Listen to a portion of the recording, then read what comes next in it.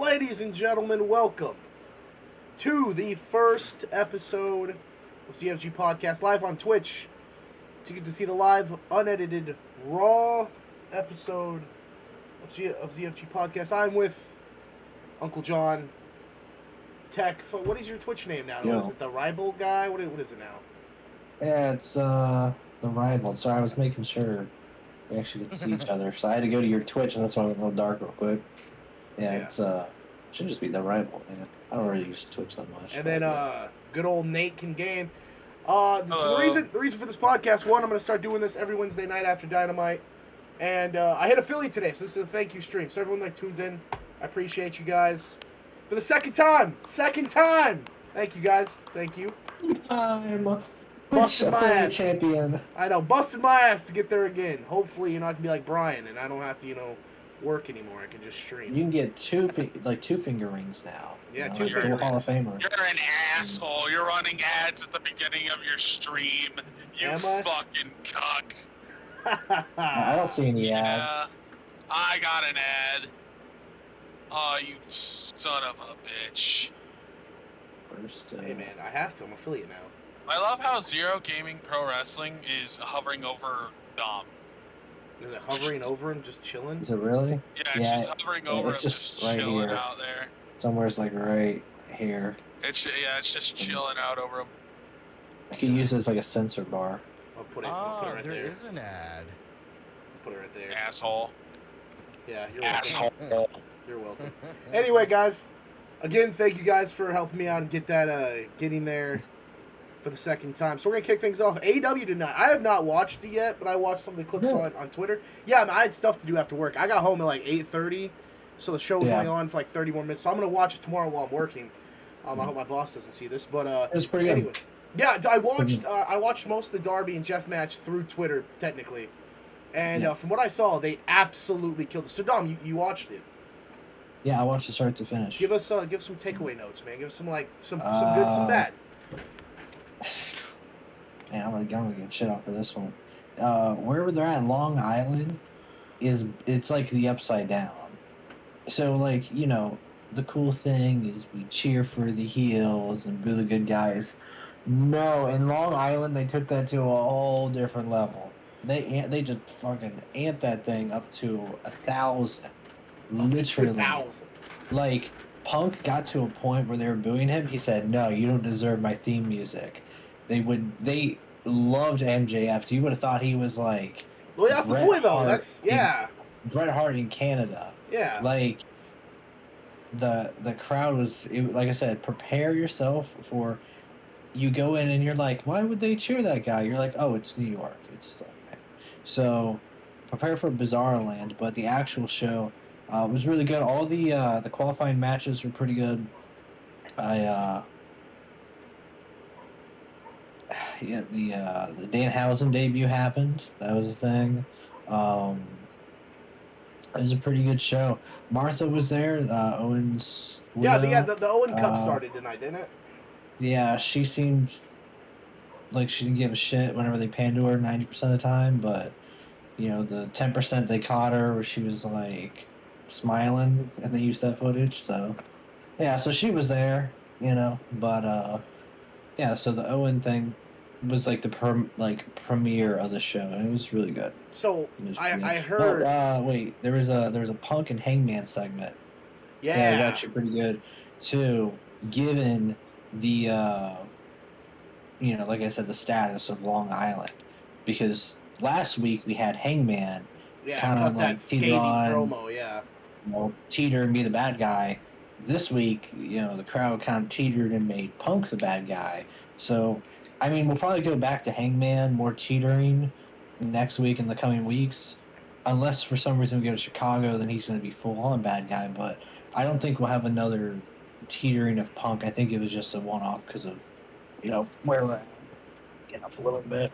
So, I have one question. Yeah. I have two questions, actually. One, the pop for the handshake between Hook and Danhausen. How big was that? I haven't watched the video. I saw the picture. I just imagined the pop. It was good stuff. So apparently they booked it for the buy-in. It'll be Hookhausen Hook Yep. and Danhausen Yeah. versus Tony Nese, you schmuck, and Smart Mark Sterling Yep. at the buy-in. I'm excited for that. I Dude. like Hook. I'm a big fan of Hook. I actually have This a guy, Hook Mark shirt coming in Sterling, the mail. Mark he Sterling, gets bro. so much TV time. So much. I know. They love that guy. I think he's WWE's Gabagulak. Yeah. If you guys are wondering why I call him They love Gabagulak, go Google Enzo More. They love Mark Sterling. He was in, I think, like 2 or 3 segments. Dude, yeah. More segments than the world champ. More segments than any He is the champ. world champ. He is the world champ. What are you talking about? Smart Mark Sterling, he's the champ. He's He'll the be real BTE world champ. champ. He'll be BTE champ by the end of the month. I'm pretty sure he was BTE champ for like a hot second. He'll be Sammy's champ also. Sammy Vlog champ.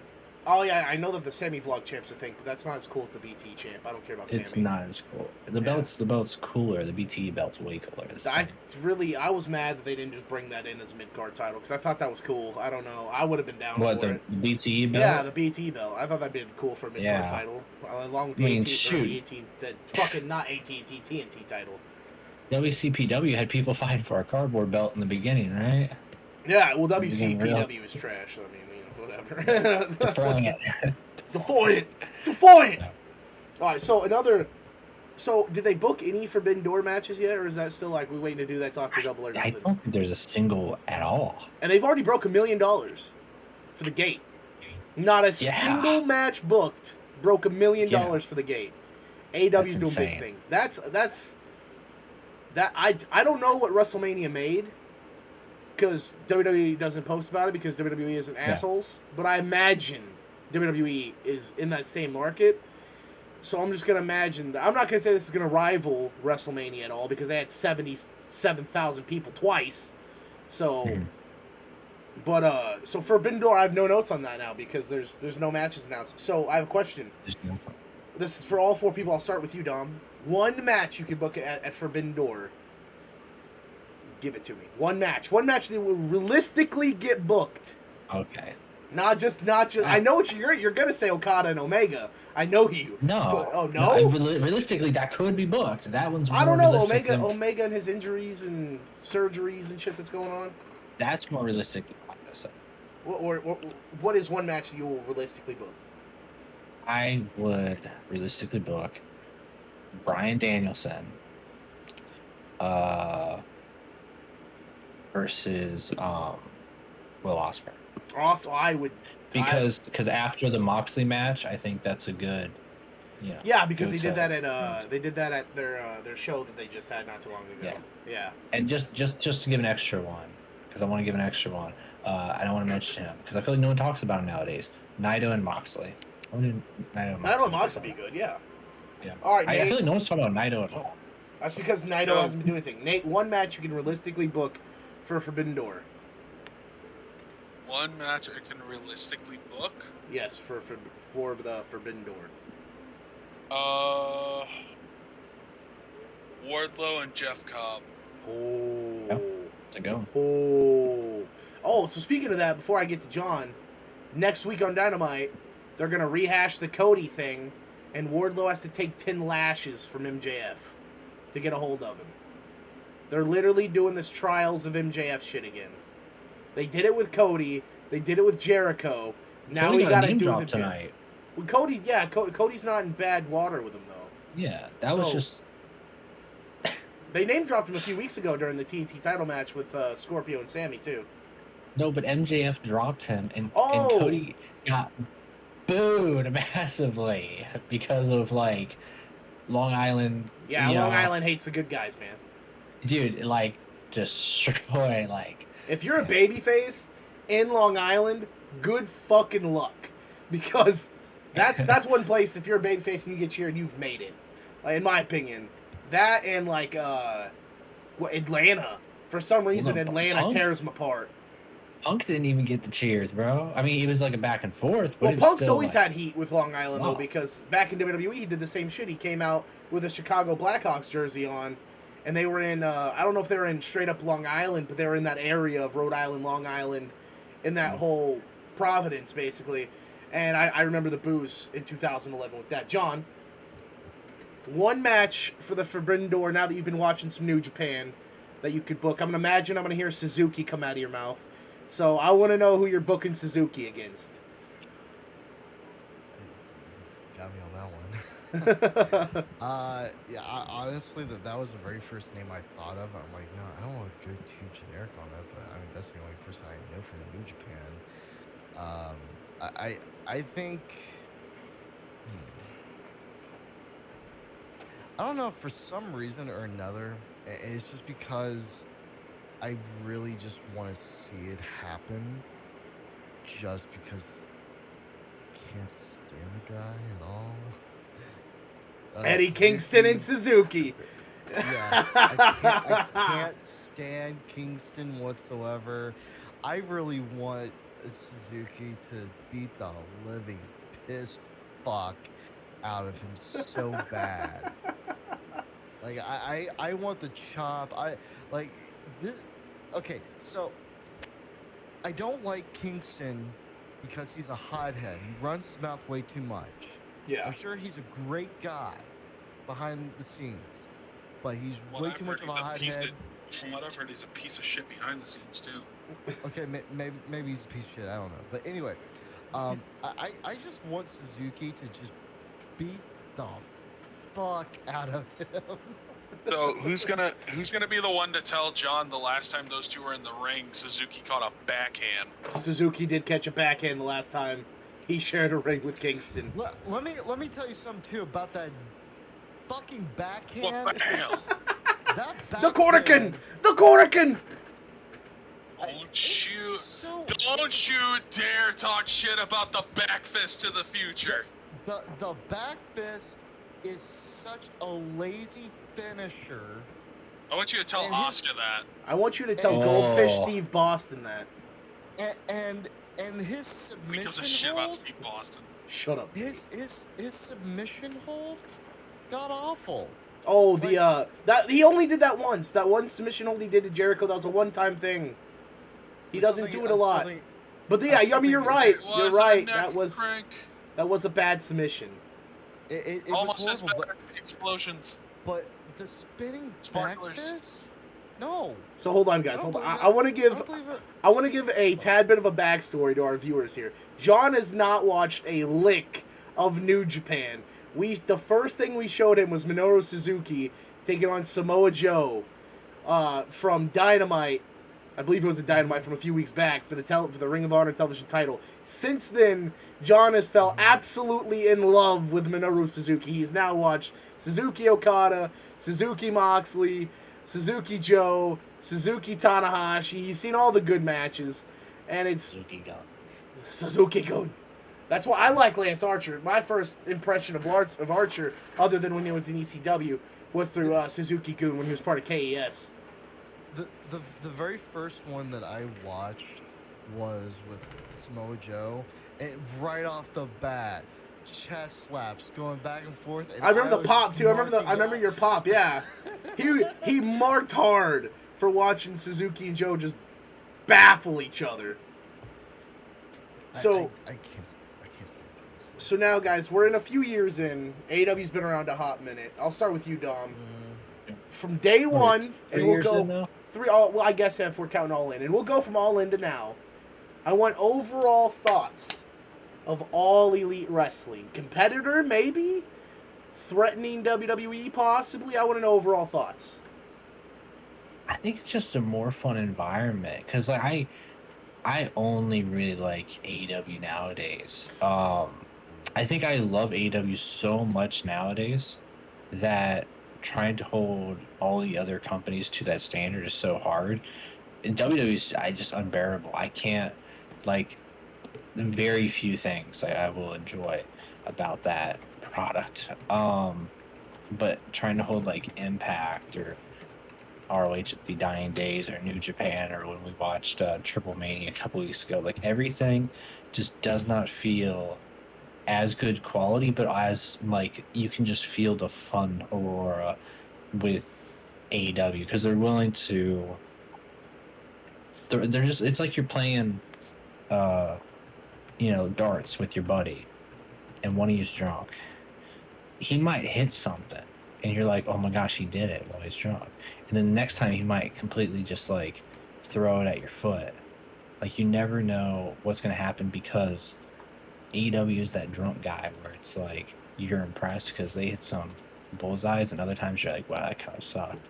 But it's fun. Like you can just feel the fun there. So I like everything about it because you get good wrestling, you get good promos, you get a little bit of, you know, risk factor.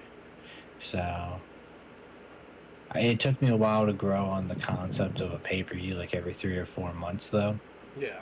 And that was something that having that mindset already all these years of like, we got 4 weeks and we get to the next pay-per-view. We got 4 weeks. And then like you have that big one where it's like your SummerSlam, your Survivor Series, your Mania, Rumble. Like when you get to those ones, The you're big like, four, yeah. that's like the big, then the big, then the big, then the finale. And it's like, here it's like, sadly, I don't feel like Full Gear is a Mania or Double or Nothing is a Mania. I just feel like we got our pay-per-views, you know, but it's like, we went like, what, 12 weeks or 16 weeks to get to that It's like one. 2 months in between pay-per-views, yeah.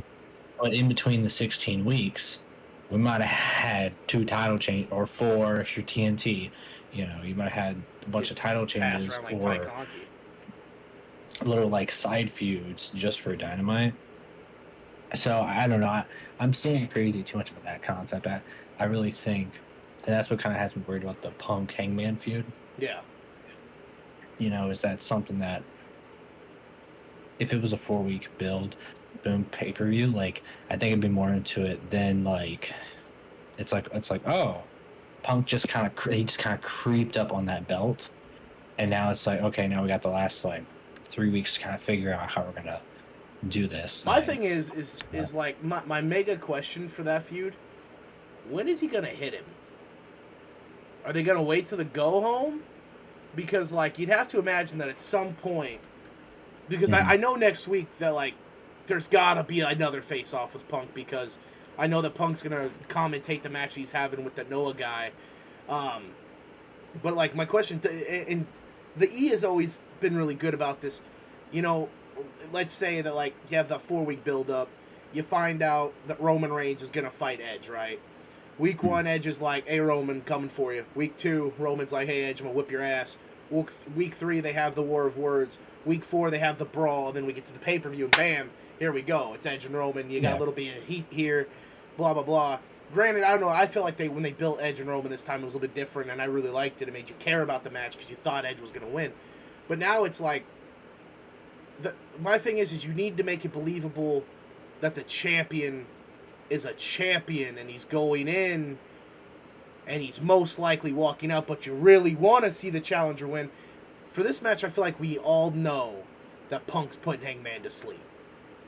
That there's no question. Also is very like, so like tonight in particular, I was looking at it and the segment and everything with Punk and his Hangman thing. I think it was like 8:45.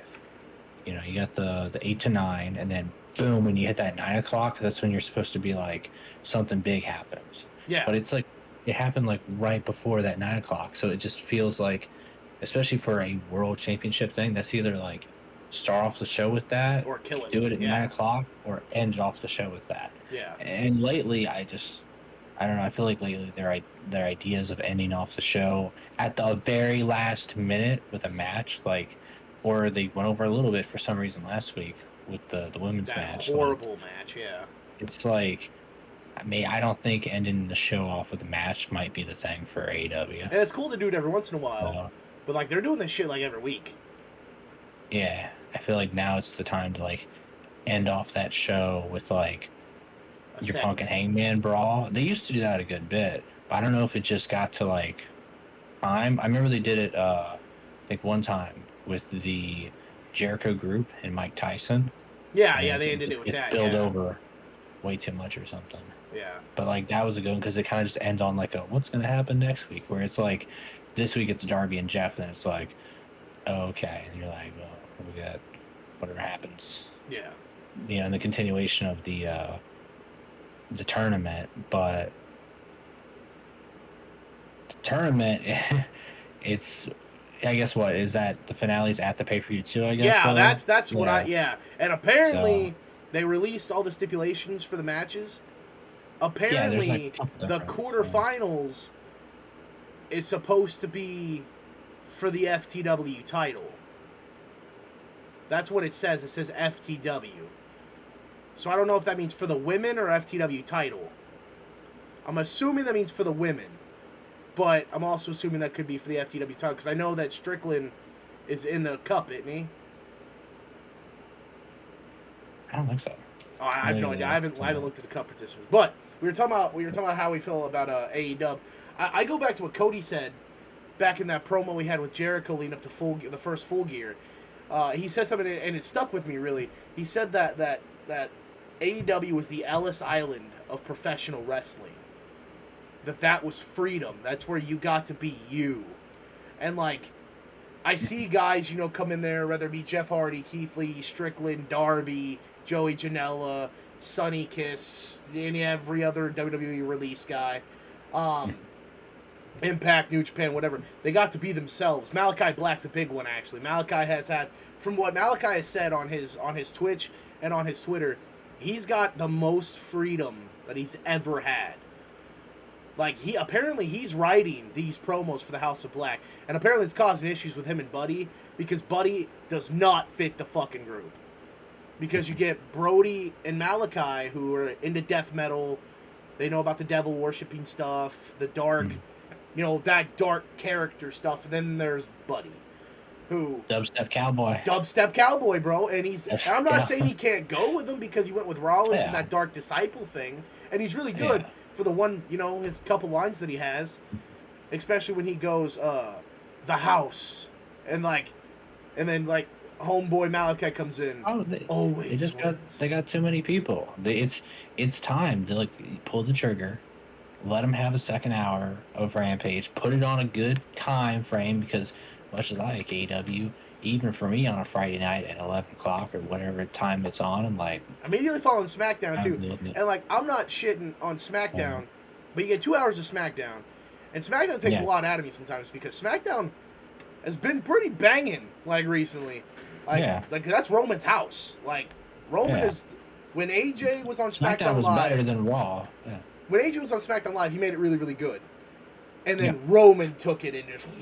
took it to new heights, in my opinion. I think Roman's done really good with SmackDown. And then, you have Randy and Riddle on Raw tearing it up and stuff like that. I think Randy and Riddle have been a mainstay for Raw and made that watchable. But you watch 2 hours of SmackDown with the whole Tribal Chief storyline, you're like, oh, shit. Whew, all right, fucking Rampage time. And Rampage, honestly, after Punk debuted, and the lead up to All Out, I don't feel like they've done much storyline progressing on Rampage. It's the Hook show. Yeah, it's the Hook show. That's the reason why I watch it, is to watch Hook kill somebody. It's the Hook show. There really isn't too much craziness going on. Well, Swerve now. Swerve's been a mainstay for Rampage. I like Swerve, but he's the Keith Lee thing too. He's gonna get lost real quick. I hope not. That's what's keeping Malachi in them. There is strength in numbers. Let me tell you this. New Japan gets it too, though. Put him in a faction. Put him in a faction.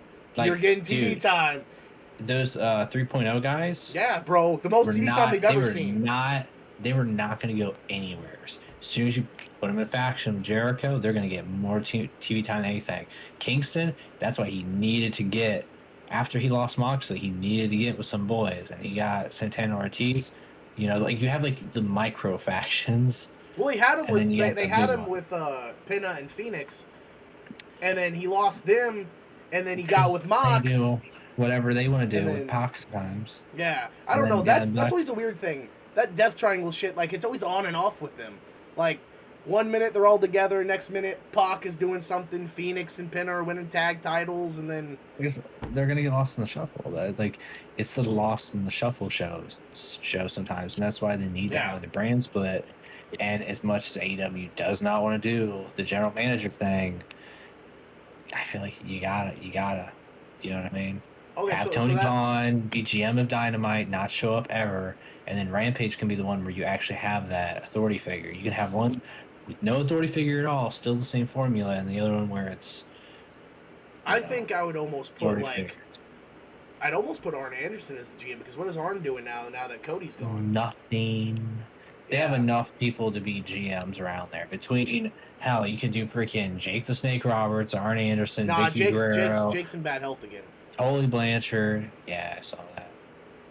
Prayers to Jake the Snake, by the way, or not R.I.P. Jesus, not R.I.P. Hope not, but Wow. fucking. They have positive more vibes. than enough people out there to be GM of this thing, and that's the problem too. Is like,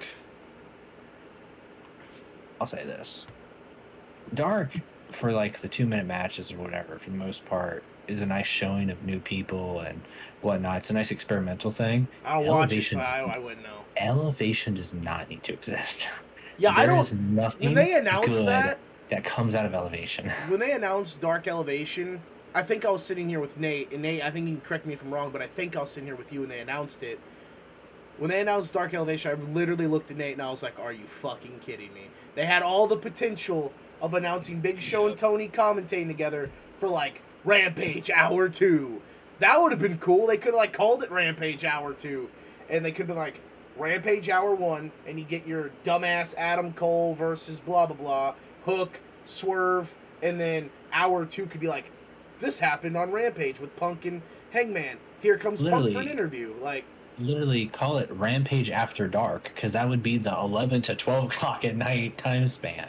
Exactly. Like, just call it Rampage After Dark. But it's like, nah, like I said, they need the brands, but there's way too many people. There's way too many people. It sucks too, though, because like now we're getting to a spot where Punk is probably going to be the face of this thing, and so it's like it would suck to just cut it and then get that second main belt. But like, yeah, I mean, at some point, it's getting bad. It's been bad for a while in terms of, I guess it gives them good breathing room. Yeah. Because there's not a pay-per-view every 4 weeks. Yeah. But at the same point, it's like, I just feel like, hey, Punk was gone last week because dude's shooting a TV show, and he's in the middle of the world title feud. I feel like that's something where he should probably be there every week. Unless your name's Brock Lesnar. The world champ's not there. But his name's not Brock Lesnar. His name's Adam Page, who, for some reason this week, he remembered he had friends again in the Dark Order, where the last, I feel like, months or whatever.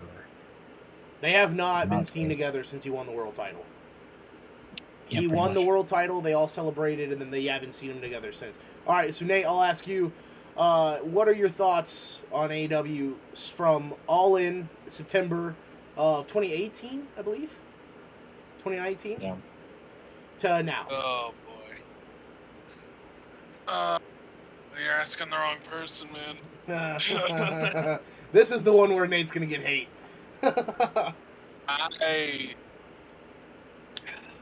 I hate aspects of AEW.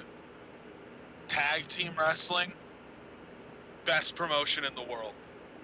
100%. I will fucking argue with anybody that says different.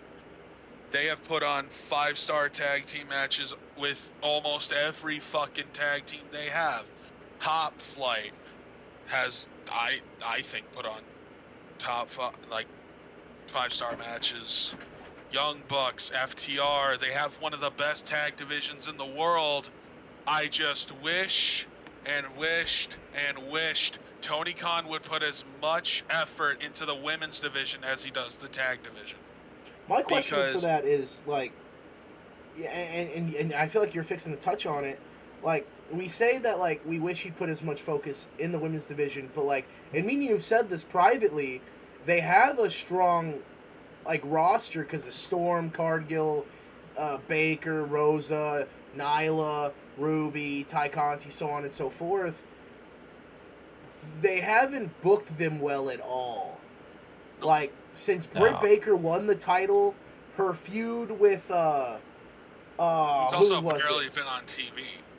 Well, yeah, like after her feud with like Thunder, not the losing the title one, but like her beating Thunder because she needed to beat Thunder after losing to her at that St. Patrick's Day Slam. I really feel like that match in San Antonio, she needed to beat Thunder because there was no reason that Thunder beat her at the St. Patrick's Day Slam, especially because when she did, Baker got more over than she did. Yep. And then, like, granted, I mean, that did, like, fucking shoot her into outer space into the world title. Skyrocket. Yeah, skyrocket. Before Adam Cole. Adam Cole showed up. Yeah. She was way more over than him in NXT. Yeah. But then, like, and I agree with you, though. I mean, I feel like they've also been doing really well with Jade Cargill, though. They took her from undesirable to tolerable. That's because Jade Cargill actually wants to put in the effort in his training with Bryan Danielson, of all She's people. great. She's great. Jade Cargill. She's training. She's becoming better. Fantastic. On the mic, she still needs some What's up, work, Censor? Thank you for joining. It's just because I think she's a fucking... I can't stand her, but that means she's doing her job because she's a fucking great heel. Yeah. The two people she's with, not crazy about. I like the idea of her having her own faction. And Kiera Hogan, I think. Yeah, them I'm not too crazy about, but Jade Cargill, she's like... That goes back to what you said, though, Dom. You said strength in numbers. Red Velvet and Kiera Hogan wasn't doing a damn thing. They put them with Jade Cargill. And my thing is, and this is where it gets a little, like, I'm going to say some, like, shaky shit, because, like,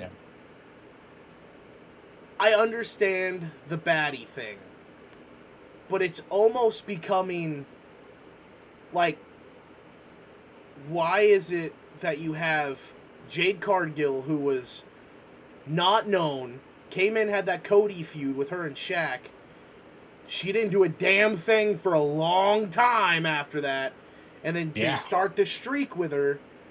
And granted, it's got her the TNT title, the feud with Britt Baker, and not the TNT title, the TBS title, and all of that. Now, my thing is, though, and the question I guess I'll ask is, like, did she need them? The group or the group?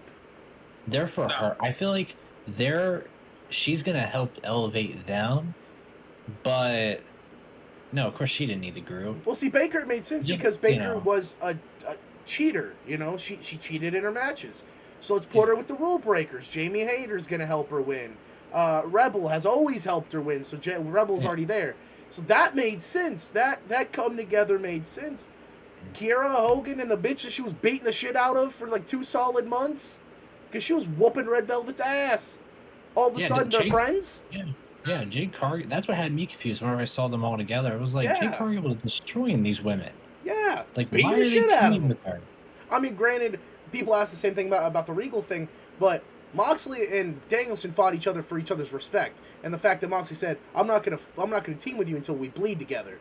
So, like, we're going to fight each other. And then William Regal gives the people the slap of the slap of acknowledgement and approval. But... And fucking Q Wheeler Yuta, who I absolutely love now. And apparently Kingston and Santana and Ortiz joined him tonight, I guess, from what I saw on Twitter. But because now next week Jericho and Regal are having a face-to-face, which I don't know what they're doing with that, because it went from Jericho and Kingston to now Regal's involved, and I feel like AEW factions. I feel like AEW factions are like mercenary groups. Like, hey, you need help? Call the Death Triangle. Hey, you need help? Call the Blackpool Combat Club. Hey, you need help? The Andrade Family Office. Call the Andrade Family Office. What up, Curly? Thanks for joining. Before it was the Matt Hardy family thing. The Hardy Family Office. Like I said, I feel most of the factions in the company are just the mercenary groups. So, I mean, New Japan had it right.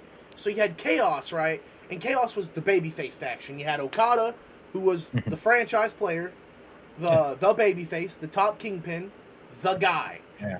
And then you had the mid-card nobodies, Yoshihashi, Taguchi, Rocky Romero, and I know I'm missing a few because that faction's fucking huge. And then you had Bullet Club, which were the mercenaries. They were the guys that were the top heels. top heel tag teams, top heel super junior, or not super junior heavyweight, top junior heavyweight tag teams. You know, all the heels, all the baby faces in Chaos. And then you had LIJ, who were like the top mid card bad guys, but then they came up and went face against Bullet Club, heel against Chaos, and it made no sense because then you had two heel factions, one face faction, and then Tanahashi formed Team New Japan now is what they're being called on commentary, which is like Tanahashi, Robbie Eagles, who's also in Chaos, but he's not, but he is, Tiger Mask, Liger, and all of them when Liger was still going, and then Kota Ibushi and all of them. And then, of course, you have the solo guys that just come in and kill everybody. And then now with United Empire, another heel faction led by the British Kingpin, my boy, should be IWGP Heavyweight Champion again, Will Ospreay. I'll say that out there. But I don't know. That's also one of those things where AEW's got a lot of heel factions because you have Jericho Appreciation Society, heel, Blackpool Combat Club, tweeners, because Moxley gets the babyface shit and so does Wheeler Yuta, but then Danielson gets the heel, and William Regal can do whatever the fuck he wants because he's William Regal. Yeah. And then you got the Elite, who they don't know if they're face or heel because the Young Bucks are loved, but they're fucking obnoxious. And Adam Cole is just fantastic all over the place, but he can make you hate him. I don't feel like they... And then Darby and Sting, I think, are the only, like, babyface thing. Well, yeah, and the Pinnacle, another top... Well, are they a faction? Like, what have they been doing together? Like, Shawn Spears and MJF? Yes. FTR has not had much involvement. Jericho Appreciation Society. I already said that. I said Jericho Appreciation Society. The baddies. The baddies and heel. I can't think of one other face faction. Andrade Family Office is heel. Like, yeah. Dark Order's face, but they're not doing anything. Like, yeah. Granted, yeah, people are like, well, Hangman's the world champion. Hangman's not even really in the Dark Order. I don't even count Jurassic Express as a freaking faction. It's just Christian Cage is their babysitter. I'm going to outwork everyone by doing absolutely nothing. All right, TK? Tony Khan goes, good job, Christian. Give that man promotion. Give that man promotion. I'm going to come out with a t-shirt, the House and we're of going to Black, say, whatever they're called. We're going to say outwork everyone. I'm going to work 1 to 2 months, have a big thing in Impact, and then I'm going to chill on the sidelines for a year. Because I feel like it's been a year. It hasn't, but in October it will be. In October it will be a year since Christian had a main segment match. I have to go get gas. Okay. So, I'll be back. But I feel it's been a year, bound for glory, because when he fought Josh Alexander, I don't think he's done anything else since then. No, he had the match with Jurassic Express, Christian versus the Andrade Family Office. Oh, that was a big match. Yeah, well, I mean, for Jungle Boy was. But, yeah. But, so John... best friends. Hey. Shut up. Hey, there's one more there. John, do you have anything to say about how you feel about AEW, though you're muted? No, you're not. Okay. How do you feel about AEW? I don't know how much you've watched it, so...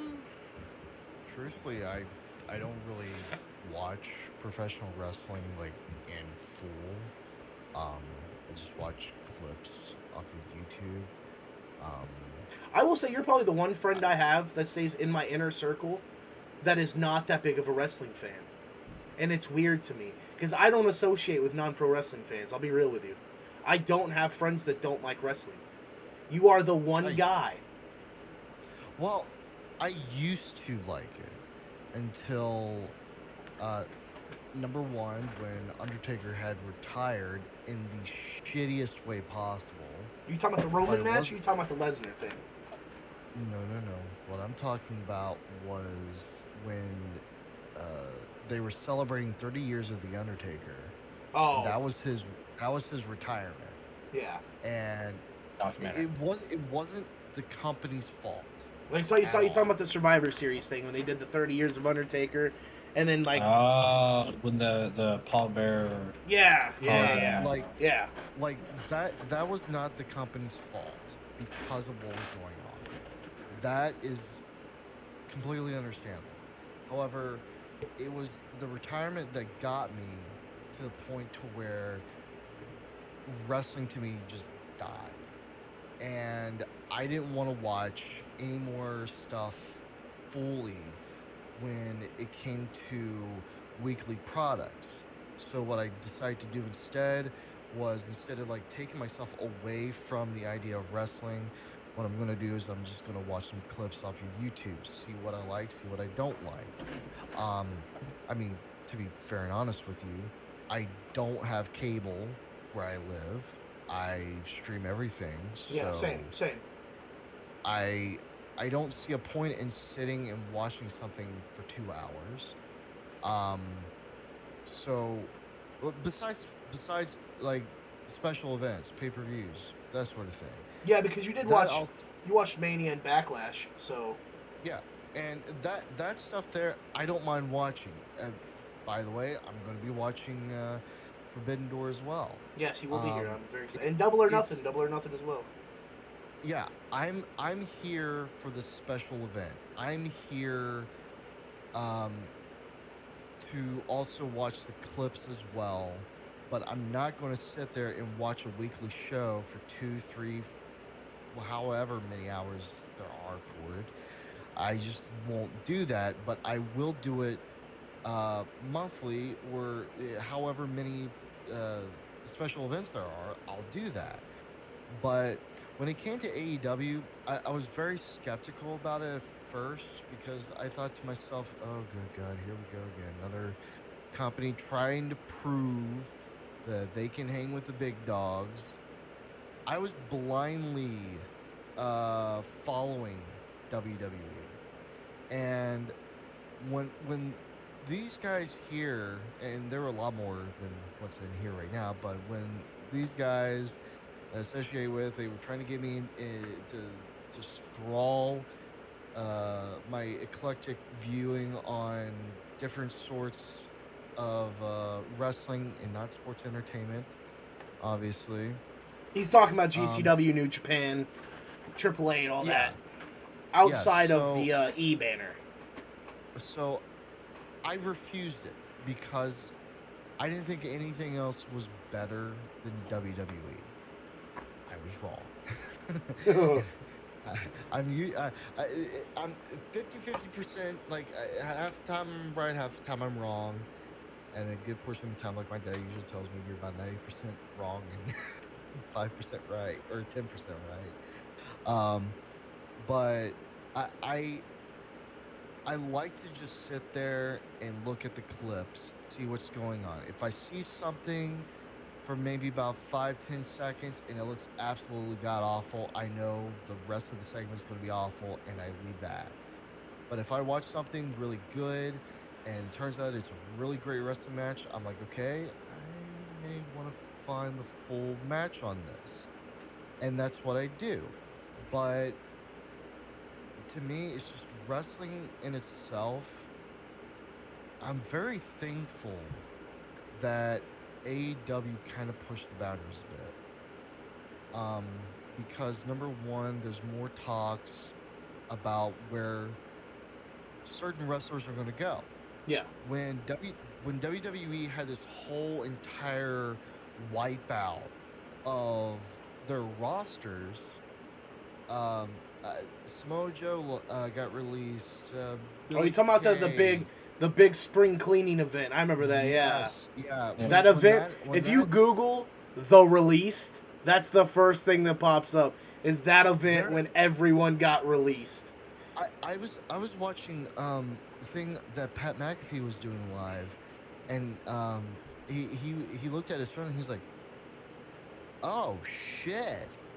And his guys were like, "What?" And he's like, "I don't know if I'm supposed to talk about this." Pat fucking McAfee, everyone. Round of applause. Pat fucking McAfee. And here's the thing. That's great. I'd like to bring up Pat McAfee for one quick moment.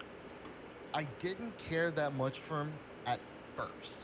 Did not care for him at all. The reason why was because I never heard of him until he went over to NXT to challenge Adam Cole. For the brand. And For the brand. I thought to myself, great, it's just another football head guy, wants to prove that he can do it with the guys in wrestling. This isn't even his universe. Hey What now. I Hey did- now. There's been a lot of Hold- good hold- wait, football wait, players. Wait. You didn't let me finish. I'll let you finish. I'm sorry. However, fuck off. However, what had happened was that what I didn't realize, these guys will move to near the performance center, train for 6 months to get really good, and then when they pop out and they start like they actually do what they're supposed to do in the ring, they kind of look at the camera and go, kind of told you so. And that to me right there, it's like a big fuck you to those that disbelieved in Welcome, Zach. and- Welcome, and by the then way. specifically, I but made it. like but when Pat was made an offer from Vince to be like a color commentator, that was something really big, and I didn't know how to feel about it at first. But then when he started doing his color commentating, I really liked him a lot, and he's really goofy, and that's what I enjoy. But going back to AEW, I'm really excited for a lot of things that they got coming their way. I think that there was a point in time you guys had me watching something of AEW, and I can't remember if it was just a regular program or what. No. I But- know exactly what it was. It was the very first AEW pay-per-view, and it was the first What- Double or Nothing. Because I remember Well, you watched the Cody and Dustin promo, and you looked at me and Mm. you said, "This is the only match I give a shit about," because that whole promo made you enjoy that match. What? That wasn't the one that I was talking about. But Oh. you bring a good point though on that one. Yeah. The one I was talking about was when Wardlow came out in handcuffs, and Dynamite. That's when, yes. So I did watch that one in full, and I gotta admit that was actually really good. But essentially, when it comes down to AEW, I'm not going to say that they're there with WWE. They got a long way to go before they ever get there. Yeah. But I do think and believe with the right marketing team, right strategy, as long as they don't water themselves down like WWE did, I really do think they're going to make it a long run. Because let's face it, AEW has gotten away with saying some swear words now that That's because WWE they're TV-14 though. WWE is still PG, so that's why they get away with it. Here's the thing though, it's the contract within the network. With TNT, they're allowed to go with that because TNT is like, yeah, sure, we'll do that, and because sponsorships don't give a shit. Hold on, John. But Hold with on. WWE Real fast. Hold on. Sorry. So a guy in the chat was saying that the only football player that became pro wrestler that they know of is Goldberg. I'm gonna list a few just real fast, John. I'm sorry. So we've had like Dr. Death, Steve Williams, Lawrence Taylor, Brock Lesnar, Roman Reigns, The Rock. The Rock played for the Miami Hurricanes. Happy shit. Corbin. Yeah, Baron Corbin. Baron Corbin played for the Cardinals. He also had like a day with the Kansas City Chiefs. Go Chiefs! Pat McAfee was a punter for the Colts. one. Yeah, Pat McAfee's a big one. He was one of the best punters on the fucking planet, and he good at one of the worst positions. that's what he says. He was really good at one of the worst positions to have, the punter for the Indianapolis Colts. So yeah, it's just a few, man, and there's a lot more. MMA into pro wrestling too has been a big one. Dan Severn, Shamrock, Lesnar, Angle technically if you count Olympic wrestling in the mixed martial art form. But just But hey, fuck, dude, undefeated. 1-0 still counts. They don't ask how. What do they say, Zach? They ask what? they don't ask how. They ask how many. Exactly. Guess what? 1-0 still counts.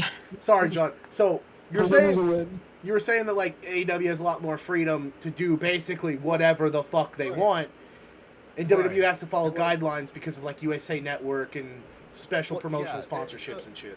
So the thing that really confuses me is that USA Network has this one rule to where they allow their shows one fuck on like their episodes. One Yeah, fuck. just like That's you it. did. And I can't It's believe actually- you fucking used it already. It's actually, I looked this up. It's one every 6 months of TV programming. Oh, They're only allowed okay. one fuck every 6 months of TV programming. So let's say for some yeah. godforsaken reason, Raw doesn't air for a month. That month doesn't count. The only time they haven't aired anything, I think, was like a special Christmas thing, and they just Yeah, aired like I think that's replay right. bullshit, and they didn't count that episode. But yeah, so it's like But 6 months. But the reason why USA Network doesn't allow WWE to use that many swear words like Yeah. TNA allows AEW to is because I number mean one. TNT, not TNA. I'm sorry. My bad. Wrong promotion. Yeah. Sorry. Number Oh, my one is DVDs. because WWE's market strategy is so strong that most of it is connected to Wall Thank you, Street, Nate. Thank and you so much for gifting those subs. You're fucking awesome, bro. I appreciate the shit out of you. Continue, Nate. I'm sorry. Continue, John. I'm sorry. It's okay. The reason why they can't do that many is due to the fact that most of their market strategy is connected to Wall Street. Yeah. Wall Street doesn't allow a lot of that at all because one slip up of fuck or whatever the case may be, you're done. Exactly. So they try to keep it at a minimum, and if it accidentally seeps out, they have a lot of technology to where they can either censor it or edit it out to where it never even happened. Exactly. But with AEW, I'm really glad and happy that they're doing something that doesn't bore me. Essentially, Exactly. I haven't watched a full Raw product. Last time I did, Braun Strowman was still in there, and I know he's no longer there. So Yeah. All right. So He's too busy controlling his narrative. exactly. All right. So I do have a new question. I'm gonna start with Zach here, seeing as how Zach's the new guy. So me and Nate had this conversation separately. So it's no knowledge that the Dudleys are called the most decorated tag team in professional wrestling history of all time. I think the only other team you could possibly argue with is the Steiners. Now you have to ask yourselves, is FTR on par with being the most decorated tag team in professional wrestling, or are they the most decorated tag team in professional wrestling history? Zach, I'll start with you. I have been very public about FTR being my favorite tag team of this generation. I think all they need to secure themselves a spot as the best tag team is the IWGP tag titles. The minute they get their hands on those belts, there's no excuse, there's no other, there's nothing else for them to do. Mexico, Japan, every major American promotion, they can go win a couple European tag belts for shits and giggles. What's that going to do? Yeah. They're easily the best tag team wrestling right now, and they could be of all time, depending how a run with the IWGP tag belts could go. All right, Dom, what about you? Do you think they're the most decorated tag team or on board with it? 100% agree with it. I mean, if we take out, of course, the Young Bucks of the equation, have already did all of that pretty much. FTR is up there. I think right now it's just competing. My main problem is you can hold the belts. You can hold 1 million belts. I mean, Austin Aries did that. He was the belt collector. But unless you have a great story behind it, great feuds behind it, it means nothing. And that's why I do really enjoy, this whole thing with FTR right now. I'm going to spoil it for you tonight, but I think they should have, Dax? Yeah, Dax. Yeah, I get the names mixed up now. Thanks, you ruined it for me. I think he should have gone over. I like Adam Cole, but I do think that his win would have helped the team. I think Cash absorbs that momentum also if he would have gone over Adam Cole. So Well, yeah, sorry for spoiling that one, but I just think that should just be brought up. Of like I said, you can win all the titles in the world, but unless you have great feud stories for them, then you essentially hold a bunch of belts and then you just. I mean, I guess flop. yeah.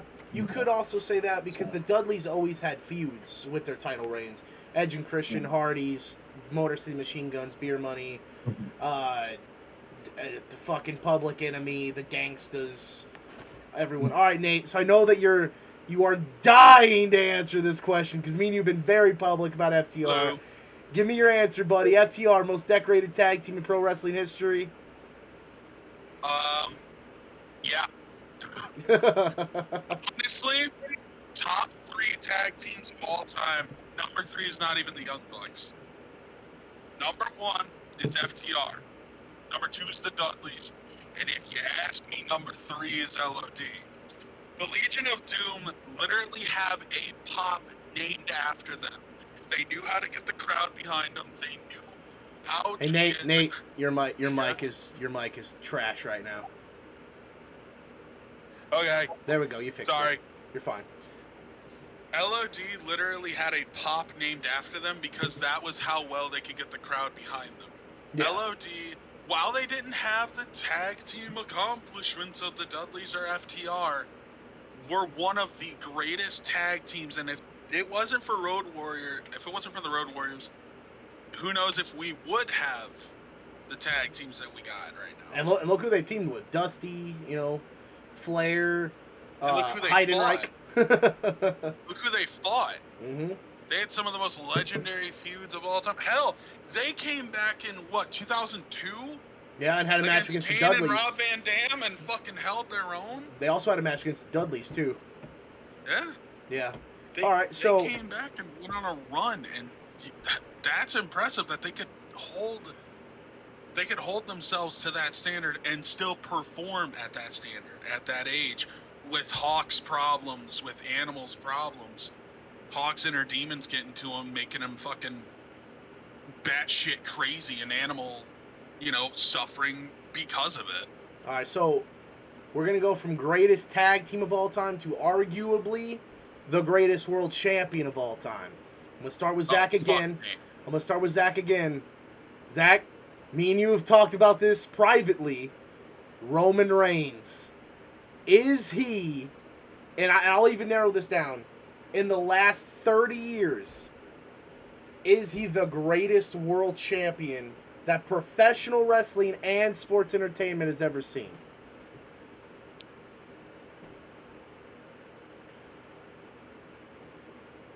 I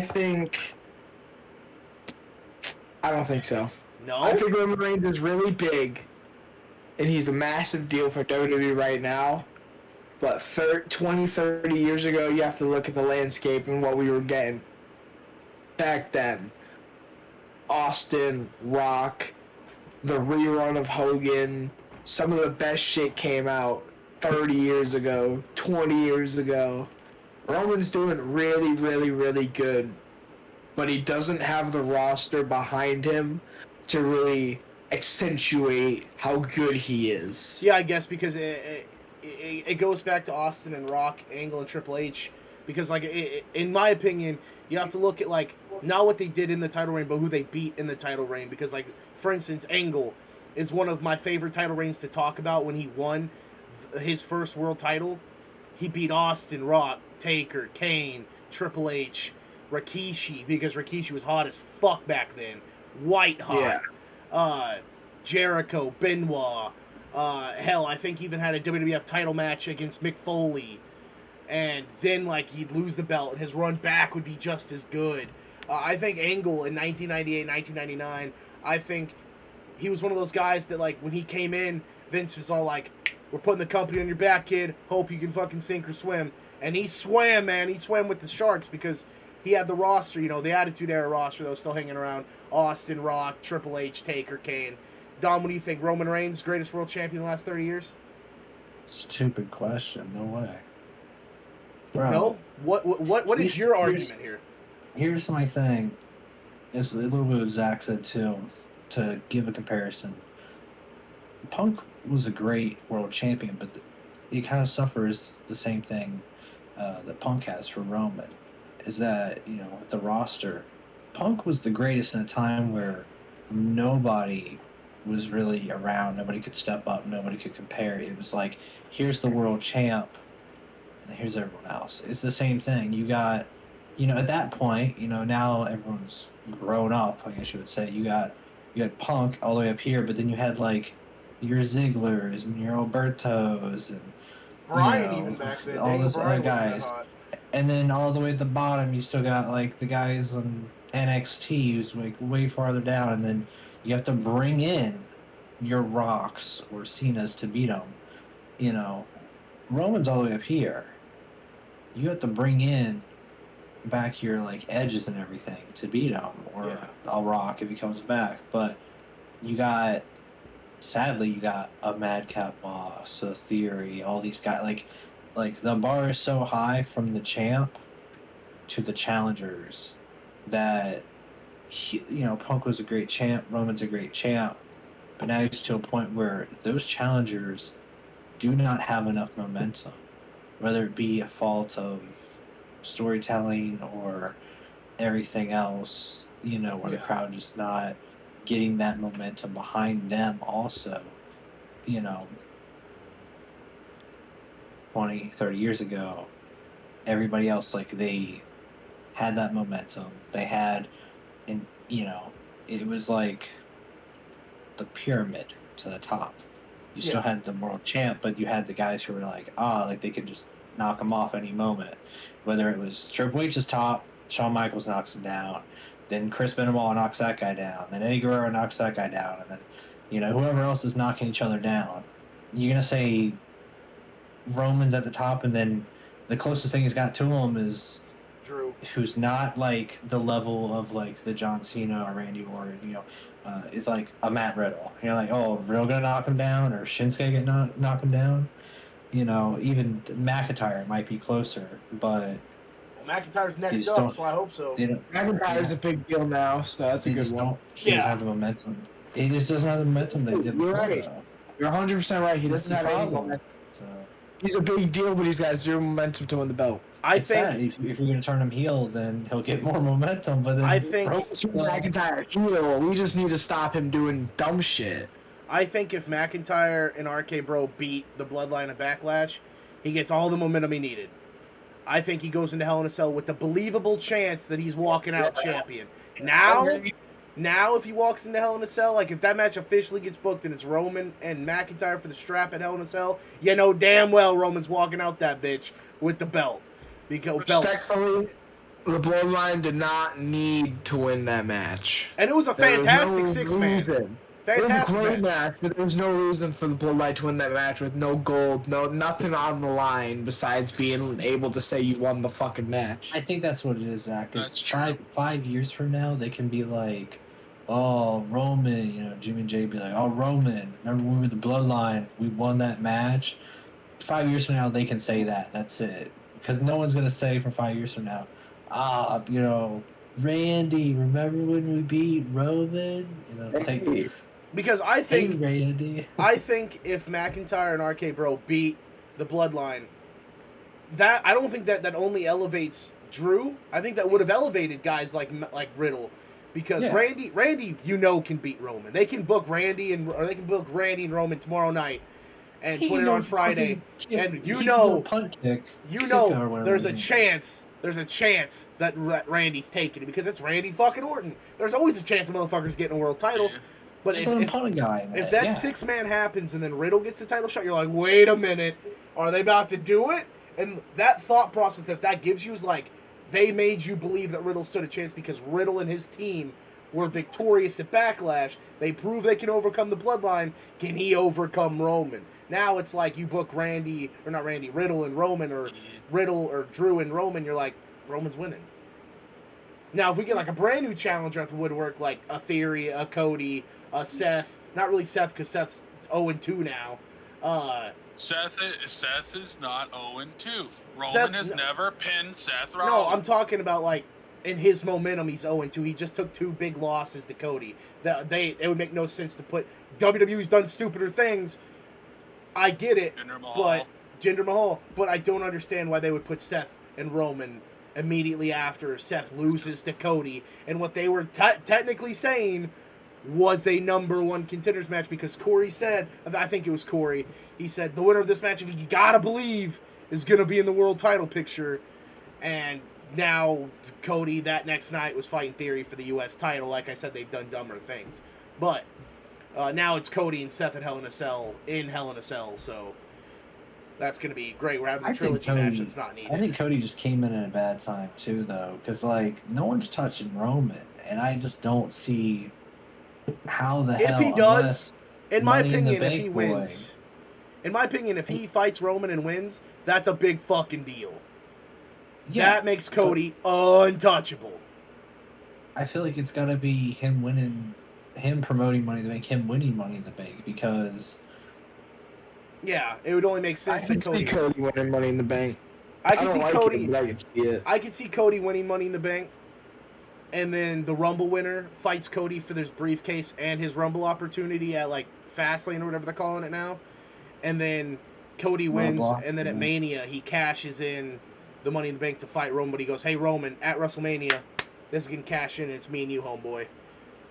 But that's only what I think. So Nate, back to the question, my man. It'll come to you now. Roman Reigns, greatest world champ last 30 years? No. No, okay. I think he's close. I think he is top 5. Top 5 for sure.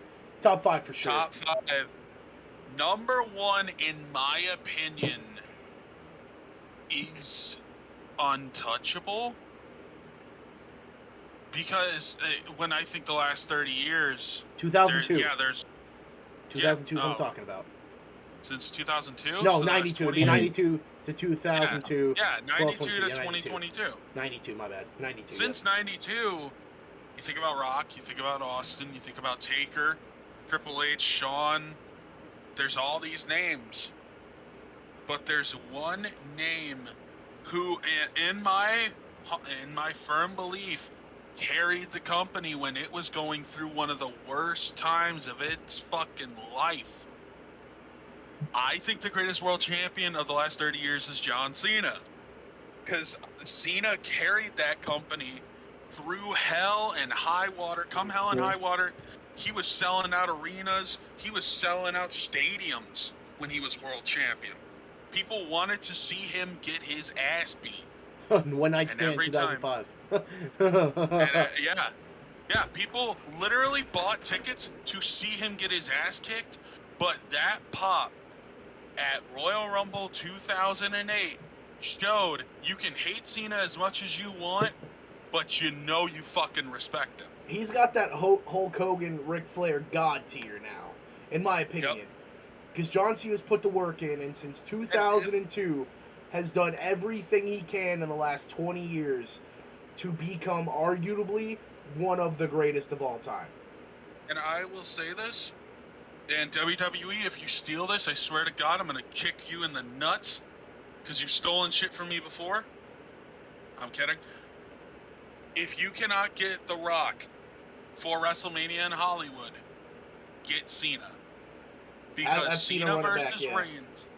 Cena versus Reigns. Have Cena beat the Bloodline. Have Cena beat the Usos. Have Cena run through them all. And build Cena as a legitimate threat. That way, at WrestleMania next year, it is John Cena going for his 17th world title versus Roman Reigns, who is defending his spot at the top. Against the greatest of all time. That match in Hollywood is going to sell like no other. Money. Make me money. Make me money. Hell, you know what? I'll fucking say it. Cena Reigns at WrestleMania could be better than Cena Rock. Could be. You're also talking to a guy. Those big Rock marks. Cena versus Rock was everything to me. So you're also talking to a guy who hates The Rock. So I mean, we're on two different sides of that fucking coin there, buddy. But I agree. I don't know if Roman's the greatest world champion in the last 30 years. You didn't ask one person. Right up there, Elon Musk. Johnny boy. Roman Reigns, greatest world champion in the last 30 years? No. What's your argument? Do you have one? he's the way that I look at it is that he is showing, not in my opinion a generic heel, but he is showing something that I believe he is enjoying being within as a heel. I think that the whole bloodline concept, I really enjoy that a lot, but I don't think that he is the greatest champion, per se. But his talking skills are really good. I'll give him that. They're not the best, but they are really good.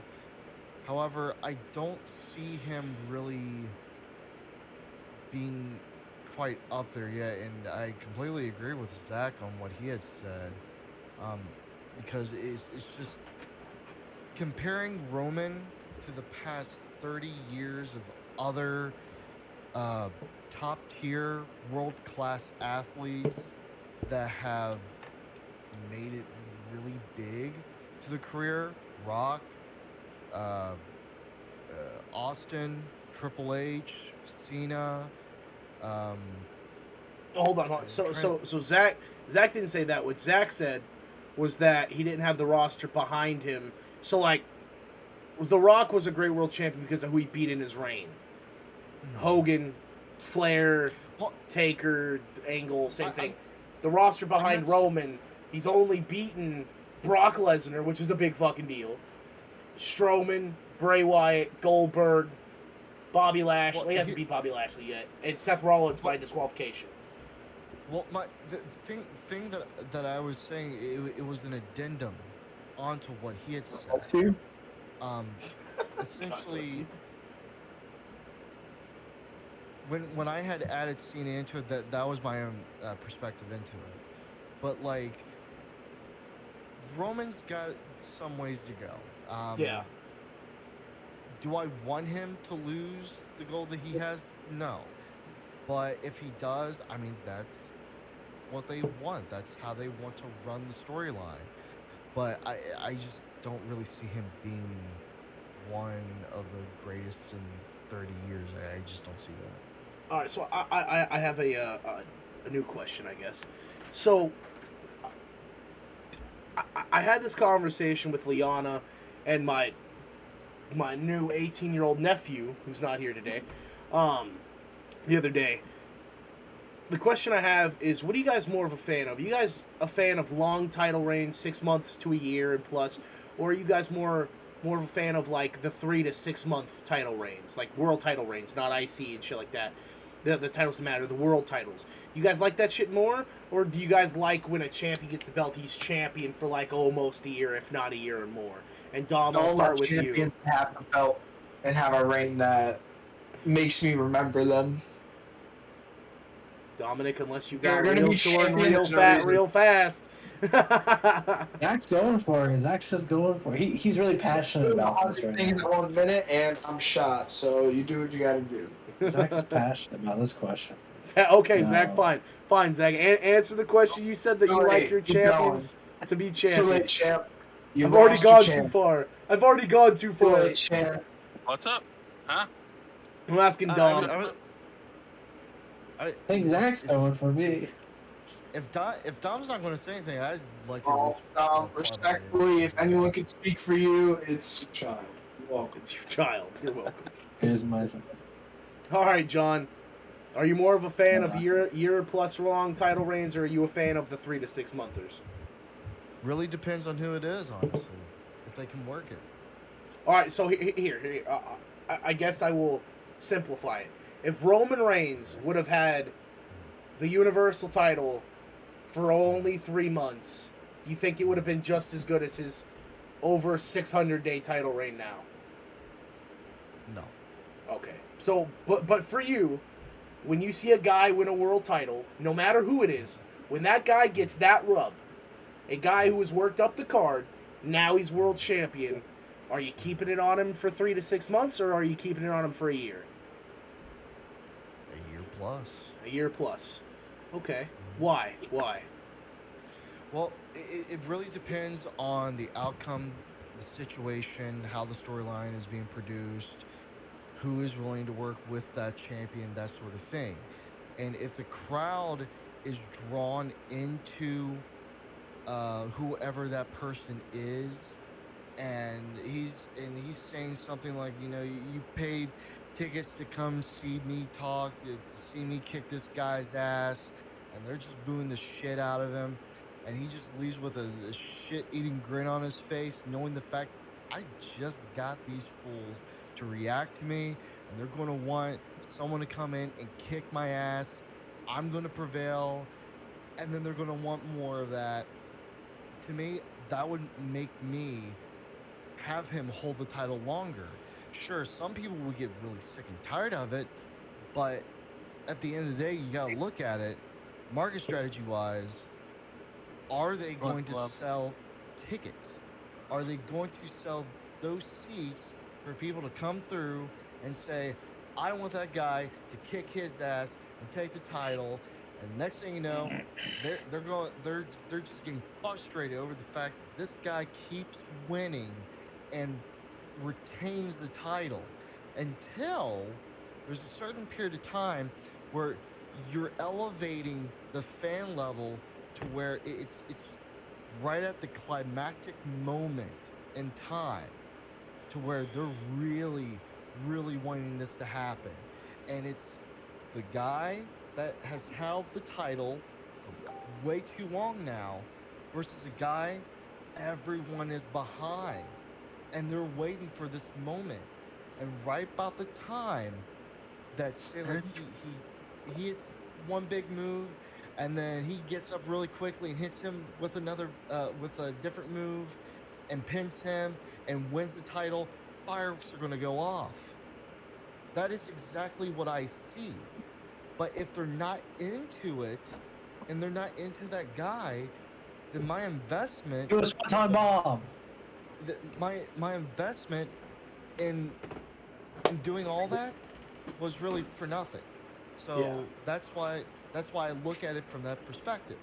If he can sell that many seats and have that guy come in, obviously, if you're putting the world title on him, I'm going to assume that he has proven to you, because I feel like I'm not saying that you're missing the question, but I feel like if this guy has worked up the card, and now you are sitting there and you're like, hey, bro, you have earned your respect with the locker room. You've earned your respect with me. You've earned this world title run. So my question is, when you give that guy the world title, is he holding it for a year to not only keep the lineage of the world title strong, but, like, respectable? Because in my opinion, if you have a world title, a world champion for 3 months, and then he loses it, unless that next guy is going to run for a year and a half, that world title reign meant absolutely shit, and you fucked your lineage. Because for me, personally, my answer to this is a world champion is exactly that, a world champion. When he wins the world title, Ric Flair, when Ric Flair was the world champion, when he came out on television, whether it was NWA, WCW, WWE, whatever, you knew that guy was the main attraction. He was the man, no pun intended. He was the guy that carried the company. Was when you fucking thought of NWA, you thought of Ric Flair with the 10 pounds of gold in his hand and the Horseman and all that jazz. But, like, dressed like a world champion, act like a world champion, fought like a world champion. And he was the champion for a long fucking time. But, Nate, this goes to you now. Are you more of a fan of the 3-month world title reigns, or do you like your world champion to be champion for a year plus? Honestly, there are tons of men who have done 3 to 6 month reigns, and they're considered some of the greatest of all time. Because there's a certain man who is considered a bona fide first ballot Hall of Famer who has never held the world title for more than 6 months. His name is Randall Keith Orton. Randy Orton, his longest world title reign was about 200 days. You know, actually, so that brings up a point. I was talking to Liana earlier, and we were talking about Orton, and his title reign. Honestly, in my opinion, and it's just me shooting here, I don't think Randy Orton mattered as a world champion. Not that he wasn't main event star, because he was at that point. He was, he won the world title, fought Taker, had the main event run, was good. But I don't remember a good world title reign from him until the WWE title reign, when he became like the punt kicker, like when he was taking out Kofi, Legacy guys, the feud with Triple H, Batista, Cena. Yeah. You want to know the funny part about that? You said, I don't remember a single memorable title reign of his until he became the Legend Killer, the guy who would punt people in the skull. No, he was already the Legend Killer. That's when he goes to Apex Predator. He held the title for 3 months. When he did that, it was only a 3-month title reign. Yep. You're sucking my big toe right now. You're lying. Randy Orton. This was in like 2009, right? Yeah, that seems about right. Orton, his first world title reign in 2009, 42 days. His other, 90. Jesus. Okay. His other 3 weeks. I guess he is the king of fucking transitional champions. Okay. Yep. Him and arguably a few other people, but I guess he does deserve a little bit of a longer reign then. I mean, I was just about to ask real quick, when he was doing the punt kick, wasn't that the start of him being the Viper? Apex Predator Viper, yeah. Because that's when he started going to that other place. As Michael Cole likes to say. He's going to that place! He's going to that place! I fucking hate that. That is one of the weakest lines on commentary. But, I mean, it means something, and it does, because you know what he's doing, but like... It sells me for that RKO, because I'm like, oh, fuck, he's going to hit him with an RKO, and then either he hits him or he doesn't. Well, see, my thing was, like, so, when he was doing it, when he went to Apex Predator, the thing that, like, made me giggle is the RKO then became a signature. Because he hits the RKO, and then you'd go, like, he'd sit there and he'd look at him, he'd get up to one knee and just give him, like, that look, that cold stare, and then he backs up slowly to the corner, grabs the middle rope, puts the foot back, and you're like, oh, shit, he's going to punt him. And then run, punt, they're out for however many months. I was going to ask you if you knew the reason why that they hadn't done the punt kick like that in so long, but, I mean... Yeah. I mean, obviously, they protect the shit out of that, too. The End of Days was one of the most protected finishes of all time until WrestleMania. But the punt kick, too, no, I don't think anyone's ever kicked out of the punt. I think when he's hit the punt, that's finished. I think someone has kicked out of the punt. I'll be surprised, but, I mean, you could be right. But as a pro wrestling historian like me and Nate, I'm gonna say probably not. I'm going to look it up real quick. Also, while he's looking that up, another thing, you were right about The Rock. Yeah, The Rock's never had a long title reign. Longest world title reign. Guess what it was? Like 4 months. 113 days. Yeah, and I think that was the recent one, wasn't it? He never held the world title for more than 120 days. Never. He was always in that picture. Did you know never was. That before Randy Orton, he was the youngest world champion in history? Yes. Yeah, I found a Guinness Book World Record about that. After Randy was Brock, right? No, Brock was the youngest WWE champion. Yes. Yeah. The youngest world champion is Orton, but youngest world heavyweight champion. Brock Lesnar also holds a record too, and I believe it's still in the Guinness Book of World Record. The fastest star to become world champion, because he did it in 6 months. Angle did it. He did it in under a calendar year. Yeah, Angle did it. It was like a year and a day when Angle got his rub. Yep. It was. It was exactly a year and a day. Yeah, I remember that. Fuck you, great. Dominic. Fuck you, buddy. Better get that ass up and stretch. Let's talk about do some Pilates, you want to talk about controversial topics? Okay. I just looked it up, and yeah, you guys are right. No one's ever kicked out of it. Yeah, most protected finish of all time. Stop kicking out of the snap. See ya. You want to talk about controversial topics? Worst world champion of the past Worst 30 years. world champion. You can't go the easy route and say like Kali. You have to say one of the big names. Del Rey Rio. Mysterio. Del Rio. That's not a big name, you fuck. Ah, Del Rio depends. big? Depends, bro. Big in Mexico. He did bring a lot of eyes big. from Mexico. Rey Mysterio. And I'll Dude, say Rey it. Yeah, I will no, say this can't- publicly. can't argue I with will Ray. say this publicly. The two reigns Rey Mysterio got both were out of pity. The first Mega Petty World push. title reign, he Hashtag got because petty Eddie push. died. When Eddie died, Hashtag they're petty like, push. here you go, here's the world title. Sorry I that your wasn't friend even died. talking about that. I was talking about, when they won that tournament, got the belt, and lost to Cena. I was talking about that one, bro. But if we want to go there to pity reigns, yeah. I have a good question to ask.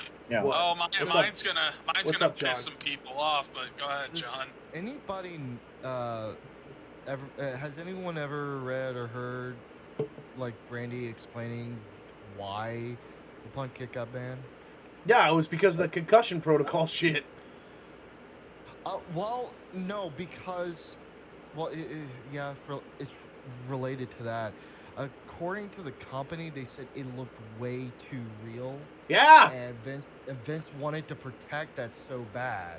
Well, not only that, So- so he ended up kicking like two guys for real because apparently when he would run to like punt them, he would give them like a cue to like put their fucking hand up and take it the last second. Apparently, some guys that took it, Dolph Ziggler, forgot the cue, so he gets here with it like he's there, he's kicking you in the fucking head, and Dolph's like, oh, here's my head, and then bam, concussion, fucking. That's another guy. Oh, Dolph wow. Ziggler, dude. Dolph Mine's gonna be Ziggler. fucking. Dolph Mine's gonna be Ziggler controversial. got the Road Warrior pop when he won the world title. Concussion, same match, out for fucking 90 days. We're gonna vacate the belt. Well, I was just reading here real quick before Nate goes on with what he was wanting to talk about, was that in 2009 was the last time that WWE actually allowed it to go unbanned. And then after that, they decided to ban it. And when he did it again at the Performance Center, according to backstage officials, they weren't even informed that the punt kick was going to happen, and that's why it either blacked out or whatnot, and that's why it was edited out. However, in 2009, there was something about him and Vince had some storyline, and he convinced McMahon to let him unban the move in order to take him out for a good while from that storyline, and he accepted Oh, it. that was that But Triple was H storyline. I remember that. Yeah. That was the only time they had Punch you unbanned right that in the move. skull. Yeah, because they unbanned. I remember that shit because they banned it, and then he was fighting Triple H, and then so he RKO's Shane, and they're like, Shane's out because of an RKO. Then like I remember that because I remember reading that on NoDQ.com. Shout out to them. That Randy actually had a meeting with Vince, and he's like, no one's believing Shane's out because of the RKO. I have to give you something believable. Vince says, you're not punting Stephanie. He goes, I didn't say her. And Vince goes, make me money.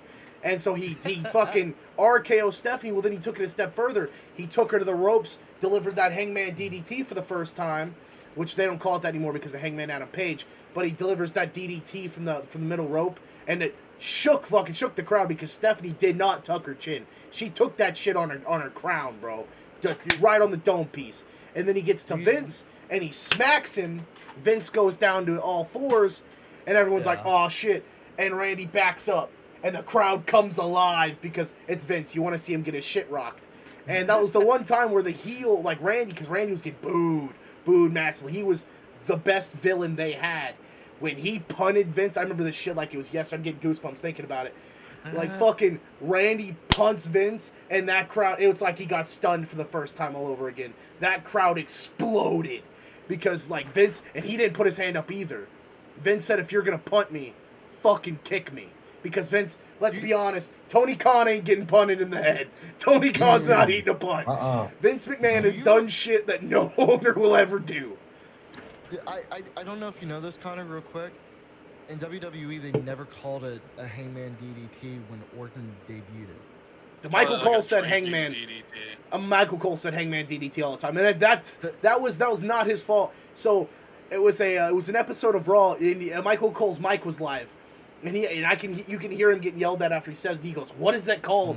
And Jerry Lawler, being from Mid South and Deep South and all that shit, he's like Hangman DDT, and fucking he's like Orton with the Hangman DDT, and that I only remember that because it's one of the most talked about commentary moments. Do you know what it's technically called though? What is it called? It's called a spike DDT. Well, you can't call it a. Well, I mean, I guess you can call it a spike, but Well, no, that is What? literally what it's called, is a spike DDT, because it was also named in the game a spike DDT. it was like Spike DDT, like 14 or some shit. Yeah, I remember that. Yeah. Or Ropung. Ropung DDT is what's called now in the game. Ropung DDT because you're hanging on the middle rope. I Yeah. hate that. They need to bring it back to spike DDT. Anyway. But all right, Nate. Worst world champion, buddy. Wait, has everybody else gone? Dom So said Rey I want to Mysterio. save mine for I said last. the Ray one. Yeah, Ray. Oh, John, you haven't gone. John, worst world champion of the last 30 years. Go. Oh. This motherfucker's gonna say like Sheamus. Kevin Owens. Sheamus. Oh. You know, Bro, you're not. Bro, I hate you because I was a big fan of Sheamus and Big Show Sheamus and Del Uh-oh. Rio. I love let that me- shit. Let me explain myself real quick. There's a reason why I say he's the worst. Number one, paper champion immediately. I didn't Yeah. care for it. They should never have done him like that. Sorry, I'm I watching really her think they deep throat Pringles. That's why I'm laughing. I'm sorry. All right, continue on. Okay. You gotta do that. Do it on camera for views. Anyway, I really think that they should have waited for the perfect opportunity to make Sheamus a champion. But when he won it at TLC for the very first time, I'm like, okay, but his reign didn't last that long, and I'm like, paper champion? Well, that was And because I hated it. that was because they had him beat Cena his first pay-per-view in, and because of where Cena was in his career, everyone hated it. The crowd turned immediately because they tried to make him that big ass baby, or not baby face, but that that next big star, and the crowd's like, not today, kid. Well, I think what made it really weak was the fact that instead of Sheamus putting him in some sort of move, jump up and just break the table. No, Cena Cena slipped. Yeah, Cena slipped. That's what I was saying. Yeah. Cena slips, breaks the table. I watched it. I went, no. He talks about that in the ring too, because he cuts the promo and he goes, "That top turnbuckle won the world title, not you, Sheamus." And the crowd's like, "He fucked up. He fucked up." I remember that shit. That shit was so funny. I was so embarrassed over that match. Like, no. Oh, y'all are. Connor and Bolt specifically are not gonna fucking like me for my answer. Depending Who on is who it? Oh no, these two are gonna throw a fit. I don't know if you are. I can drag him in here. Oh, you're good. Go for it. All right. Wow. Hi, Hello, Bryan. Bryan. We're talking about the worst world champion of the past 30 years. Hey. What? Oh, last 30 years? Yes, Yeah, sir. last 30 years. You can't go an easy way out either. You can't go like Great Khali or any of that shit. Give me like a legit big star who's a horrible world champion. Dom said Rey Mysterio. John said Sheamus. Connor has an answer. Connor has an answer. Connor has. Oh, you're gonna go before me, motherfucker. All right, so the worst world It's champion controversial. in the last 30 years, in my opinion. And this one's going to get a lot of heat. And I'm not going to say David Arquette like everyone thinks I'm going to say. Bret the Hitman Hart. WCW. Not even the Winged Eagle title. WCW. Because in 2000, tell me he needed it. I dare you. Tell me. And it's not because he beat Goldberg either, you sons of bitches. It's not just because of that. He beat Goldberg, and I'm mad about it, but All right. they didn't do anything with the title reign. He didn't do a damn thing. He loses to Benoit. He lost it to Benoit. Like, Mine is arguably more controversial, so Brian, you're gonna go before me. Well, you can go first because I have to actually look at all the champions now. Okay. I'm gonna get shit from Connor and Tech. what? Daniel Bryan. Are we talking when he won it the first time, or Yeah. All of them. All You of just them? read my mind. You literally read my Dog shit. mind the minute I spotted the name. Dog shit. Tell me, Daniel Bryan was a good world champion. Tell me he wasn't a better chaser than a world champion. I think, because I'll agree with that. Because when he won the It's a great titles, it was a chaser, big His deal. movement in the Miracle of Bourbon Street. What did he do with the Miracle? Well, he broke his neck. Did nothing. That's what happened. Broke his neck. He's injury prone. He's no. a good wrestler. I wouldn't He's say- a great wrestler. I wouldn't But say God injury prone damn. because then he's also responsible for two of the biggest WrestleMania moments in history because he has the Miracle on Bourbon Street, and then with that third title reign when he wins the E title, and it was the WWE World Heavyweight title. He fights Kofi and gives birth to Kofi Mania. So And Kofi gets you buried can by say, Brock Lesnar. yeah, I'm not saying Kofi had a great reign, but I'm saying that Daniel Bryan, arguably, yes, worst world champion in history. What did Daniel Bryan do before Kofi Mania? Who did he Well, fight? with the first world title reign, when he won it from Big Show, he lost in 18 seconds at WrestleMania, so that was horrible. And then he had, and let me fill in the gaps between that and WrestleMania. He had shit matches with Mark Henry. Yep. He had a shit rivalry with the Big Show. He had a shit rivalry with Mark Henry and the Big Show. And That's then he 'cause had he's a the third rivalry wheel. with Sheamus. And then he had a rivalry with Big Show, who knocked out AJ Lee. It was fucking stupid. It was horrible. Then his WWE title reign, after Miracle Bourbon Street, did nothing with it because of injuries and all this shit that he can't help. The Kofi Mania one, he kicked someone in the dick and turned heel for no fucking reason, just so that he could lose to Kofi. Kofi's build was better than Bryan's reign. Yeah. And the worst part is Kofi wasn't even supposed to have that spot. No, It was supposed to be Ali. Yeah. Because Ali was Well, I don't think Ali. tremendously over. I don't think he would have gotten as far as the world title. No, I think he would because have had a phenomenal showing in the world title chamber. But I think that Elimination Chamber where Kofi fills in for him, I think that is what gives Kofi the world title run because it wasn't the match, it was what happened after. When he stood up with the New Day and they all chanted, That was "Thank my you, answer. Kofi." All right, go ahead, Brian. And Connor's gonna hate me for this one. Oh, here we go. Goldberg. Oh, he's gonna say Kevin. He's going to say Goldberg or Kevin Every Owens. Roman Reigns I will Reign fight you. besides the tribal chief. You know, Alex, actually, I'm not going to fight you now. Because if you were going to throw in Tribal Chief, I was going to punch you in the face. No, But don't get me wrong. Tribal chief needs to be fixed now because it's gotten completely stale. But Yeah, and if because they you don't have to fix ask- it, I'm gonna tie it in with it.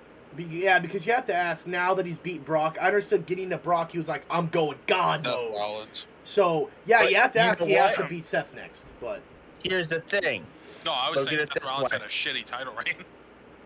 Look at every one of Roman's world title yeah, stories, yeah. world title matches. They suck. Other than the Dean match, the Yes. Dean match at Now- TLC was good. With Tribal Chief, it started off great. It started off hot as hell when he faced Jay. That was personal. The whole feud going with Yeah. Brock, amazing. The whole feud going with Seth, spectacular. Edge. But in my eyes, no, I can't even include the Edge match. Why can't I include the Edge match? Because they threw in Daniel Bryan. No, I was talking about the Money in the Bank Edge match. Oh, that one? Okay, yeah. The freaking one with Daniel Bryan at WrestleMania, no. Absolutely horrible. Pissed me off so much. You know, I But- understand that. Even the ones with Cena, Cena coming back out of nowhere and saying, hey, sadly, the only place they can go now, in my eyes, is The Rock. Yeah. Don't know if I agree Here's with that. the problem with that. The minute you go Rock, you put yourself in a corner now. Yeah, does he Because beat if The Rock? Roman beats The Rock, Who's left? who's left? Yeah. Exactly. Who's left?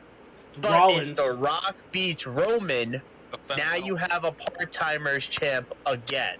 The Yeah. fundamental. Well, yeah, you could say Styles, If he beats Edge, but and then he but I starts will getting also built, say this: Randy. the fuck has AJ done in his world title reigns? With the AJ E. Styles sucks With the E. as a world champion. He's a phenomenal wrestler. Arguably one of the best on the planet. But yeah, he's literally Fundamental phenomenal. world.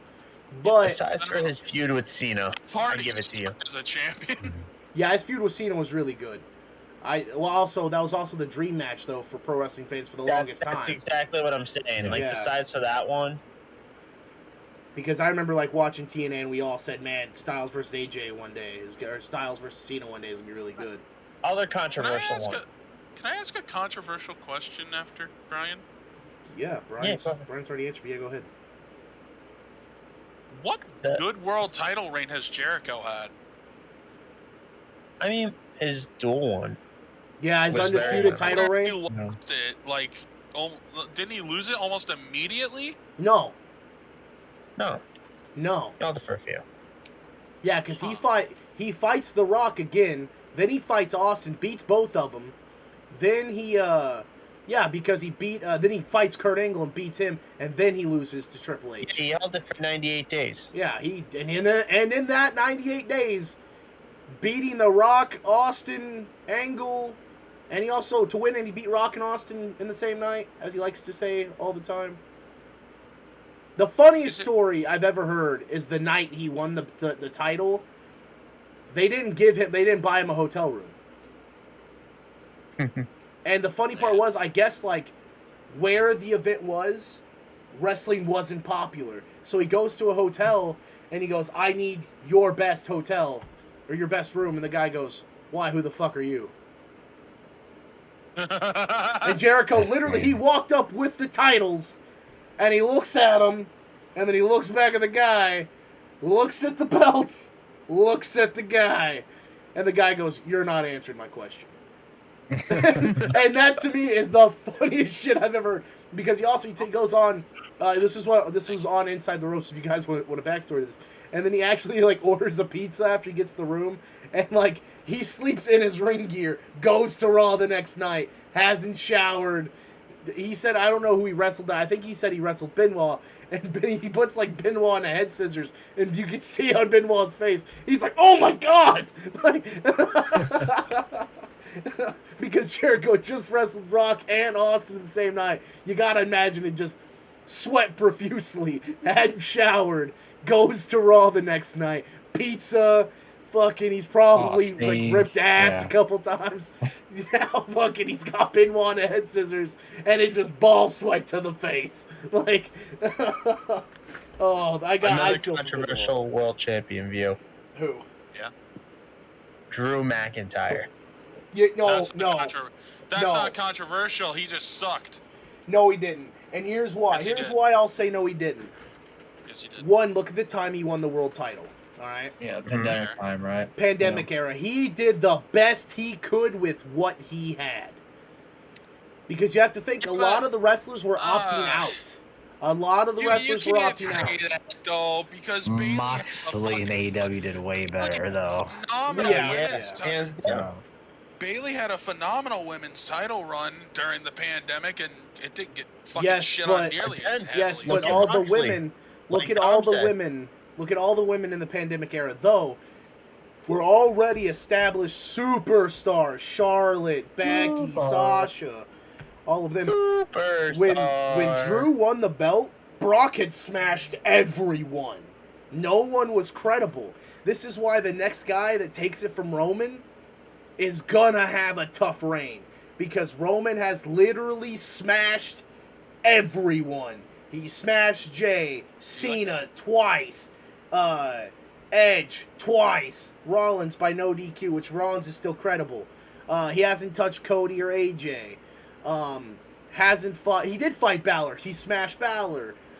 He smashed Balor because the top turnbuckle beat Balor, not fucking Roman Reigns. Yeah, that's the other thing. Yeah, he didn't even really beat Balor technically, but yeah. So again, it goes back to like it's Reigns like what Reigns is having now, and I imagine when Bruno was champ for the 30 years he was champion, the next guy that took it from that had a rough reign because he's like, fuck, dude, who is gonna be credible to even beat me? But again, at that time, you have time to build the stars and blah, blah, blah, blah, blah. Because I think, in my honest opinion, if they continue to build Theory the correct way, I think Austin Theory goes on to become a world champion. I believe it. Yeah, I don't So- want to live in that timeline, so that's where I tap out. Because I ain't an Austin Theory guy. I ain't an Austin Theory guy on that one. Now you're in. Biggest- You're in after that hot take. I'm just gonna keep on keeping on with controversial topics here. Go ahead, Nate. You're the king of this. So go ahead. Biggest waste of talent in WWE in the past 30 years. Biggest waste of talent. Yeah, Like, are they we had talking? Are we talking they the guy had all the everything- talent and wasted, or They had what? everything that they could need. WWE did nothing. That's a tough one. Yep. Because there's a lot of names. I'm just gonna Who's the flat out say biggest? it. Mustafa Ali. Yeah. Well, how much does the I'm kid so, really look got? before Retribution, before he was ruined by Retribution. If he would have somehow went on to win that chamber, you're not telling me that would not have been one of the biggest pops? Yeah, because that was in Chicago And- too, wasn't it? Yes. Yeah. That wouldn't have been one of the biggest pops heard around the world. Do you not remember when Mustafa was about to win Money in the Bank and Brock Lesnar came out? And that's when Lesnar tossed him off the ladder? Yeah. And how pissed everyone was? I mean, because you had a chance to make a star. So okay, They so didn't drop the ball once with him, twice. Then Retribution just killed it. Now you have a third time now. and you're wasting it again because Ciampa's destroying him on Raw. I think that this is leading up to the bigger thing of Ciampa joining Edge, and then the feud is Liv, AJ Balor, Mustafa versus those four, Yeah, I can see that. So which could be used to elevate so many of them. I'll say this because I haven't heard anybody publicly talk about this. So I was a big fan of WWE back. I mean, I've always been a big fan. But so when Kidman came over after the invasion shit, and he was teaming with Chavo for a little bit, and the shooting star gets banned because he hurts Chavo, they had an opportunity to make Billy Kidman matter more than what he did in WCW. Because I don't know if you guys remember, late WCW, back before it closed, Kidman was fucking white hot. Because they made Kidman a valuable single star. He was a terrific cruiserweight champion. Terrific cruiserweight tag champion along with Ray. Does the New Blood thing. Feuds with Hulk Hogan and beats him. And then goes back to teaming with Ray for the goodbye show at WCW. Wins the WCW Cruiserweight Tag Team titles. But and then he goes to WWE, feuding with Ray Chavo again. And you have that opportunity to, now that he can't use the shooting star, now he can't be a flippy guy, you have a chance to make him a credible technical wrestler, which he's good at, and he could have easily been a phenomenal United States or Intercontinental Champion.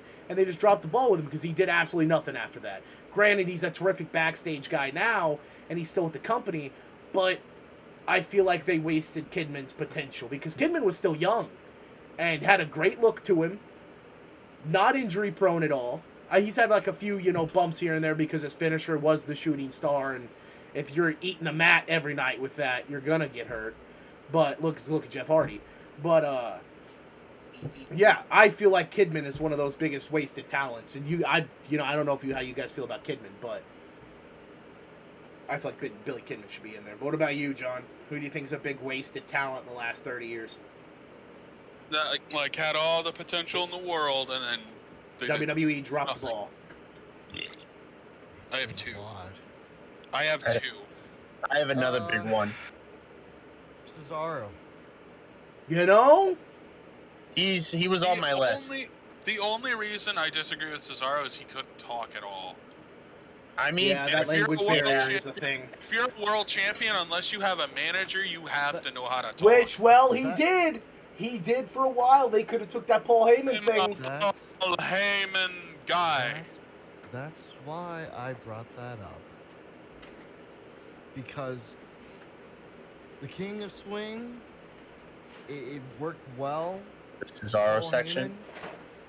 Paul Heyman did a fantastic job with him, in my honest opinion. Well, it's Paul Heyman. So. And like Cesaro was an incredible wrestler in WWE. He still is, just not in the company anymore. But like, I just felt like they just completely dropped the ball on him entirely, and that's what made me really disappointed about Cesaro's run. And it wasn't Cesaro's fault. It was the company's fault, the writers. It was their fault because they're like, we don't really have anything going for him. And I'm like, do something. And the Cesaro section, like you guys just brought up, that was popular. I really liked it. It was another thing. Someone was red hot and they just dropped the ball.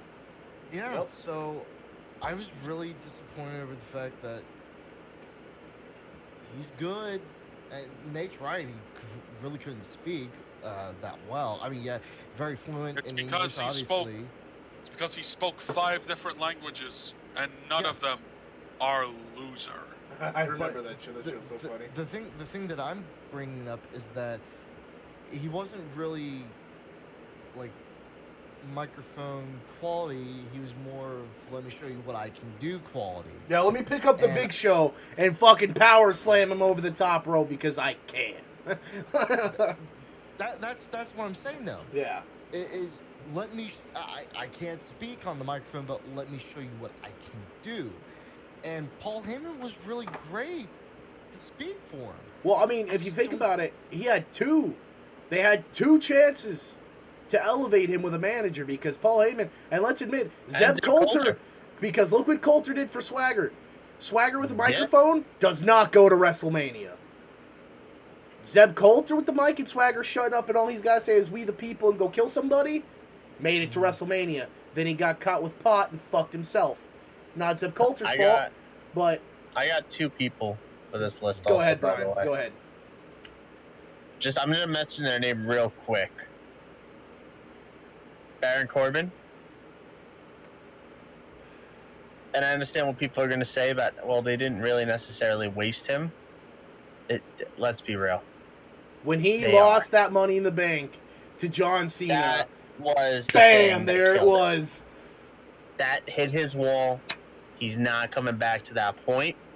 That would have been a perfect moment. Speaking of Money in the Bank, it just popped up another name in my head. Damien Sandow. Yeah, Cena again. Because you literally just brought it up and it popped in my head. And the other name I was going to mention, which is the controversial one because people can argue it, Dolph Ziggler.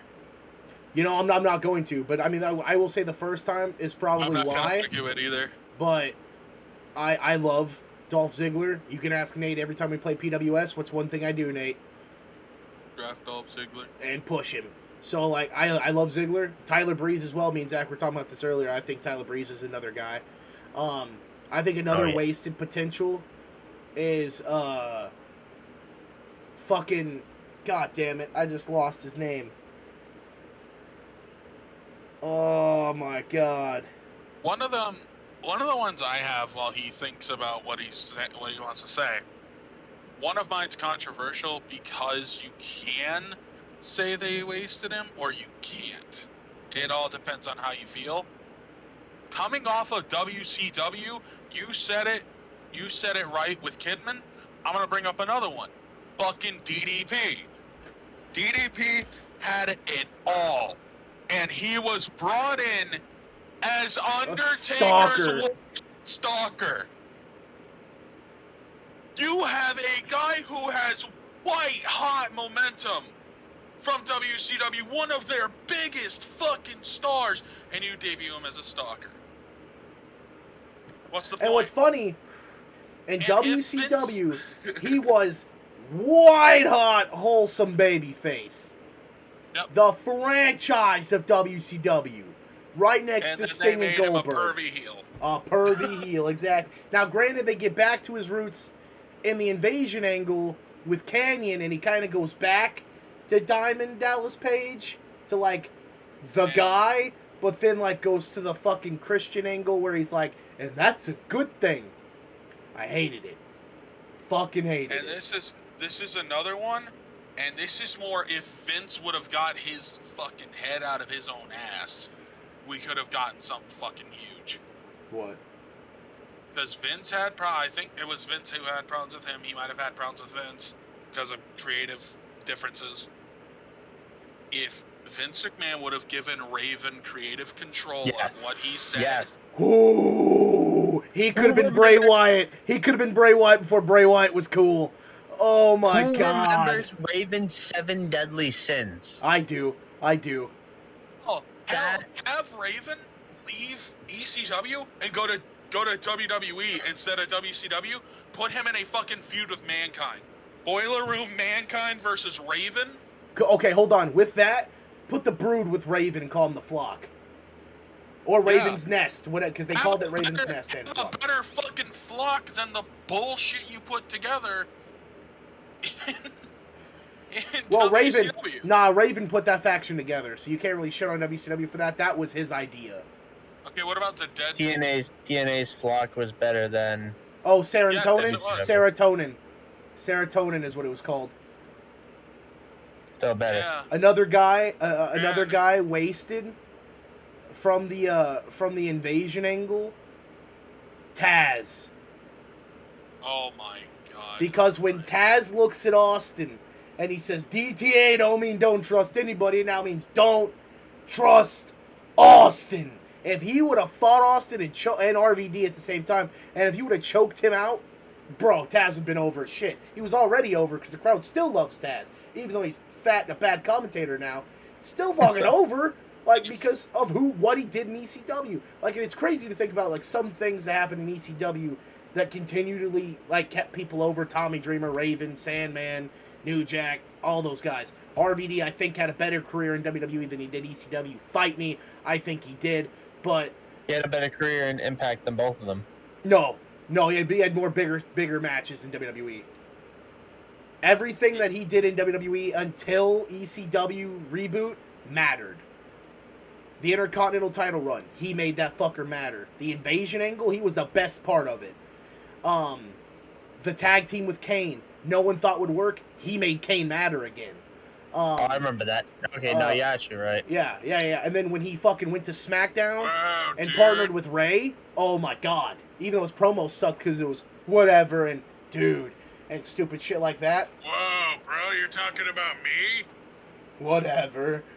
Whatever. Another guy wasted, in my opinion, and this is, you can say it was his own personal demons that got him there, but I'm talking like prime WWF New Generation, late 90s, before they go Attitude Era and before he leaves, Razor. When he dropped the IC title, you tell me he couldn't have fought Shawn? And couldn't have beat Shawn and been over? He was fucking over. Like, Razor Ramon, before he left, and this is before he got all the drug problems and all that shit, because that shit didn't get white hot until WCW. That dude was supremely over, and WWE just let him walk. Like,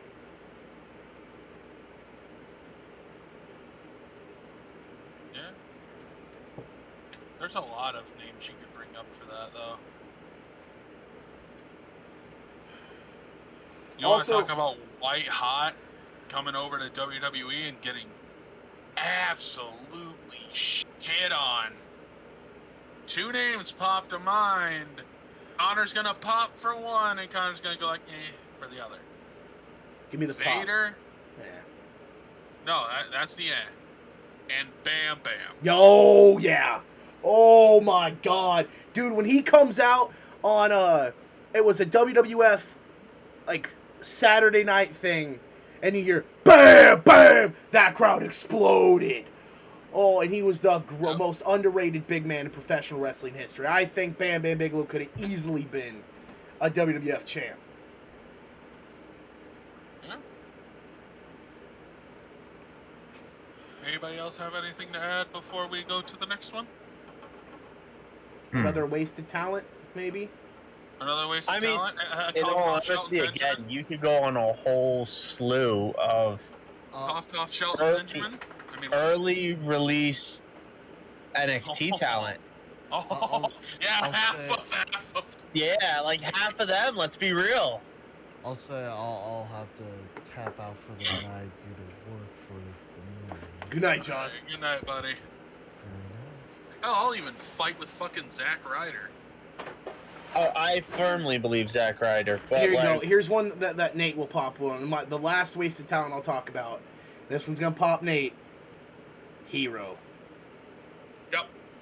I think when Hero, I will say this. I am a Chris Hero superfan. He fucked himself. the second run, yes. The first one, Second the run, first he one. fucked himself. The first run, he fucked up, and he paid for it. If y'all don't know what happened the first run, why he got fucked over, I will explain the story.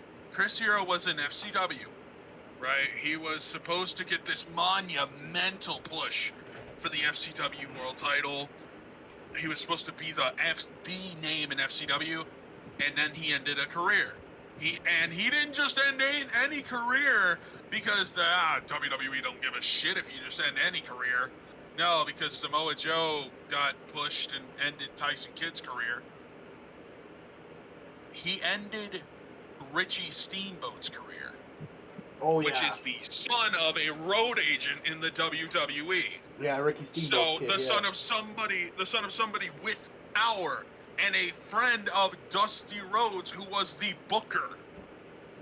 The guy of So yeah, FCW. Hero kind of fucked himself. Another. in fact, my old history teacher had her cousin's son was actually in FCW No shit. Oh, shit, nice. around that time. All right, so final topic before we wrap things up here on the Okay. debut episode of. Is it another controversial thing? I like it. We'll probably bring up a controversial thing before we break it up. So, let's talk about some breaking news that has gone on in the last 48 hours, and we're all New Japan fans, so we can talk about this. Kota Ibushi. Bryan, have you been keeping up with this? I've heard pieces of it, but I haven't been able to read about it. All right, so Kota Ibushi publicly on his Twitter has been lashing out at New Japan management, specifically like one guy, due to sexual harassment claims and contractual issues. Apparently, Kota is not getting the push that he was promised, and he's not getting the amount of time in ring, I guess, that he was supposed to be getting. And so he was wanting to do these events, and they're like, no. And like, they were having issues coming to terms on his contract and shit. So he was going to different promotions in wrestling without New Japan's permission. And him and this one guy are like arguing over this shit. And Kota's like, dude, you're my friend. And apparently it has something to do with like Dick Togo coming in as a guy of power in the New Japan board. And I guess he did something stupid with a decision, and it just hurt Kota Ibushi, and Ibushi was wanting out, and they were. It's kind of like the same thing with Roderick Strong. They were like refusing to release him, and he's like basically begging for his fucking release, and they're just not letting him go. So he's doing everything in his power to breach his contract, so that way he can get released. So what do you guys think about that? Do you think that like Coda's gonna go, or do you think he's gonna end up coming to terms and re-signing? Oh, he's gone. Now, with that, Forbidden Door's right around the corner. Do you think AEW bites the bullet, and let's say Coda gets out of the contract?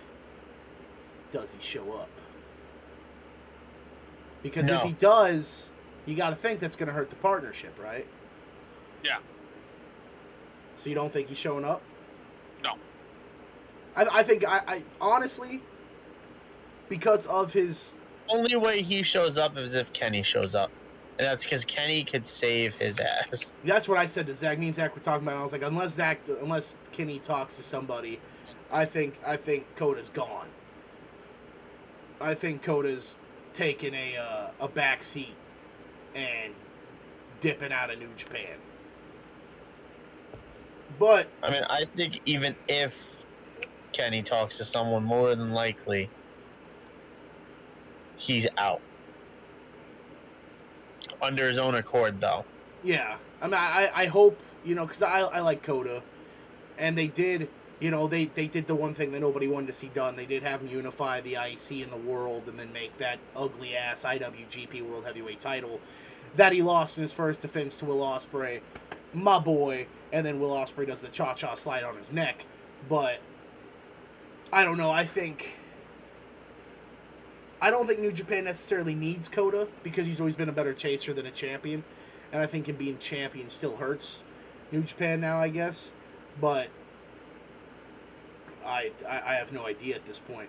All right, Nate, I'm going to let you bring up one final controversial topic before we wrap things up. One final controversial topic.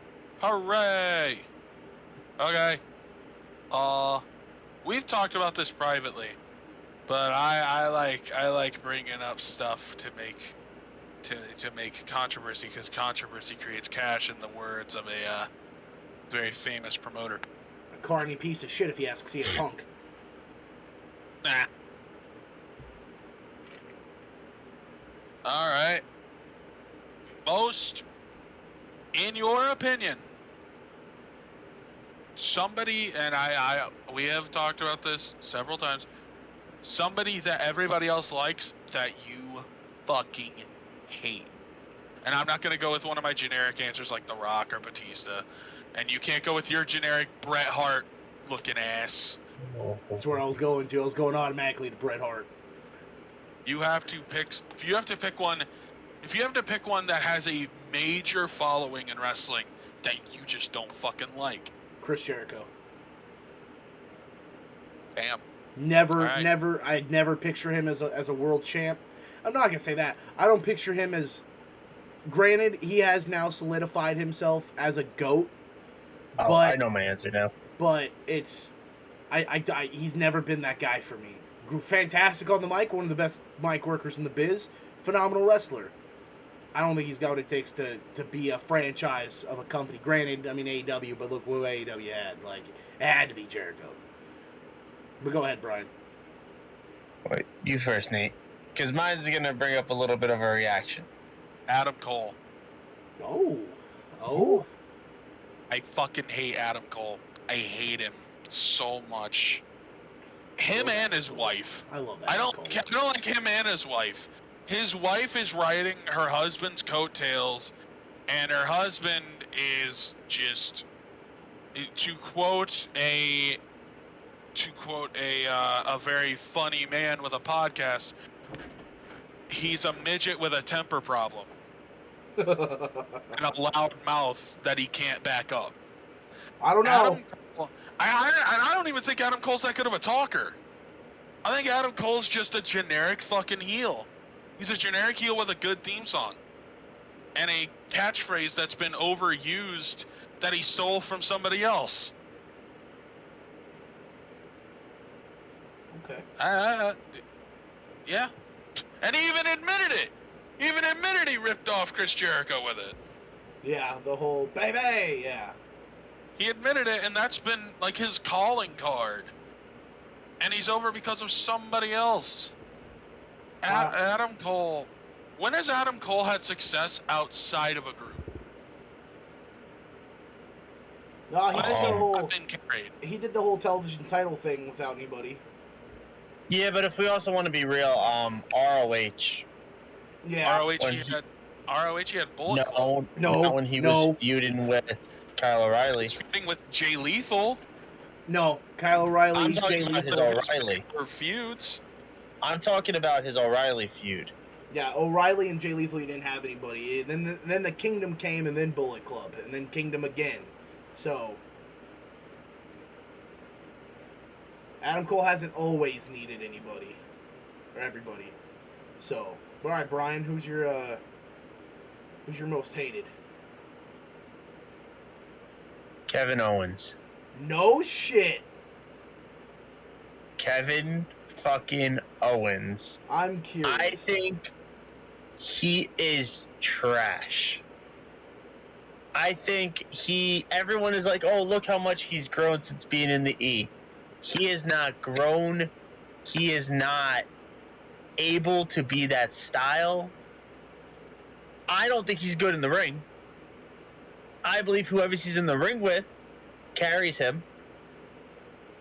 Hell, I look back at the Roman Reigns and him match that they fought all around the arena. I don't think Roman Reigns is a top 20 wrestler of all time, like in ring wise. But I still think he carried Kevin Owens to that great match. Shane McMahon, I would say, probably carried him in their match. He had a phenomenal when match it with comes- Austin. Huh? He had a phenomenal match with Austin. I dare you to say Austin, after all those years, carried Owens. Austin didn't carry him, but what carried the Austin's match was the name crowd. value carried the match. Exactly. That match was the crowd. You know, I want to disagree with you because I'm a huge Kevin Owens fan, but I can't. Especially in WWE. When he was in the Indies, it was easy to get distracted because you're not on that big stage. You can fuck up here and there, and it'll be okay. So that's why in ROH Do a he cannonball on was Shinsuke good. and he walked away. In ROH he was perfect. And ROH, Steam Kill was fucking amazing, but Kevin Owens he's ass. Sami Zayn's ass too. That was the next person on my list. I was gonna try to combine the both of them into one. Generico, great. Zayn sucks ass. But here's the thing. They're examples of WWE burying them further down. When they both first came in, that first initial impact on either of them, I'll admit, when he came out and literally fucking powerbombed Sammy that night, I was like, fuck, I can get behind this guy probably. That was pretty freaking cool. But then you heard him talk.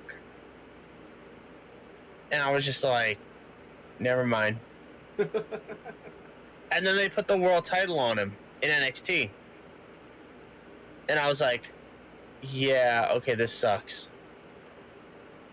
Fair. And then Yeah. they wanted to put the world title on him in WWE. And I'm just like, yeah, no, I don't see you at all. He did really Handpicked good by with Triple that, H, though. and then I think he did really good with that Universal title run because, like, after Balor, they really didn't have anyone. I mean, Rollins, yeah, they could have, but they were saving the Rollins thing. But, like, I think that was really good until who took it from him because, like, I'm a huge Goldberg fan, and I loved after 12 years Goldberg got a world title run. And that would have been cool if that would have been the final Goldberg title run. But, unfortunately, it was not. We got another 3. Yeah, that's fucking... I love Goldberg. Idol. He's my fucking idol, other than Scott Hall and DDP and Sting. But, if that would have been the one, I'd have been alright with it. If he would have beat Owens, went on, had the match with Lesnar, lost, went off into the sunset. Hats off to you. Thank you, Goldberg. You were my man. Love you. Thank you. Fuck you. Bye. But then, like, because he built that as his retirement match, too. He goes, Brock, you're not next. You're last. And then he came back. And then again. And again. Oh, shout out to my boy Pat McAfee. If you're listening somehow, boy, I love you. Let me on your show. Pat fucking McAfee. I love him. I love Gem of him. a fucking human being. Pat McAfee is the greatest commentator of the past 10 years WWE's had. Hands freaking down, no argument against it. He is like Moro Ronaldo, but actually good at his job instead of screaming 2 words. All right, so before we get to the next Vince let them. Before we get to the next episode of topics, because I'm saving that for episode 2 next week, I want to thank you guys for tuning in. Don't forget, tomorrow is the fans decide the game. You guys get to decide the game I play tomorrow, and Friday, Civil War, the crossover pay-per-view I'm doing with UCWF and the ZGPW. Please be there. Love you guys to tune in and see it. Thank you guys for tuning in. This is a big thank you for the stream, by the way. I announced it earlier in the beginning of the stream. As of today, I hit affiliate for the second time. Hopefully, this account doesn't go anywhere. I would hope so. Thank you guys so much for tuning in. Thank you for helping me get to affiliate. Love you guys. We'll catch you next week. Don't you have to go to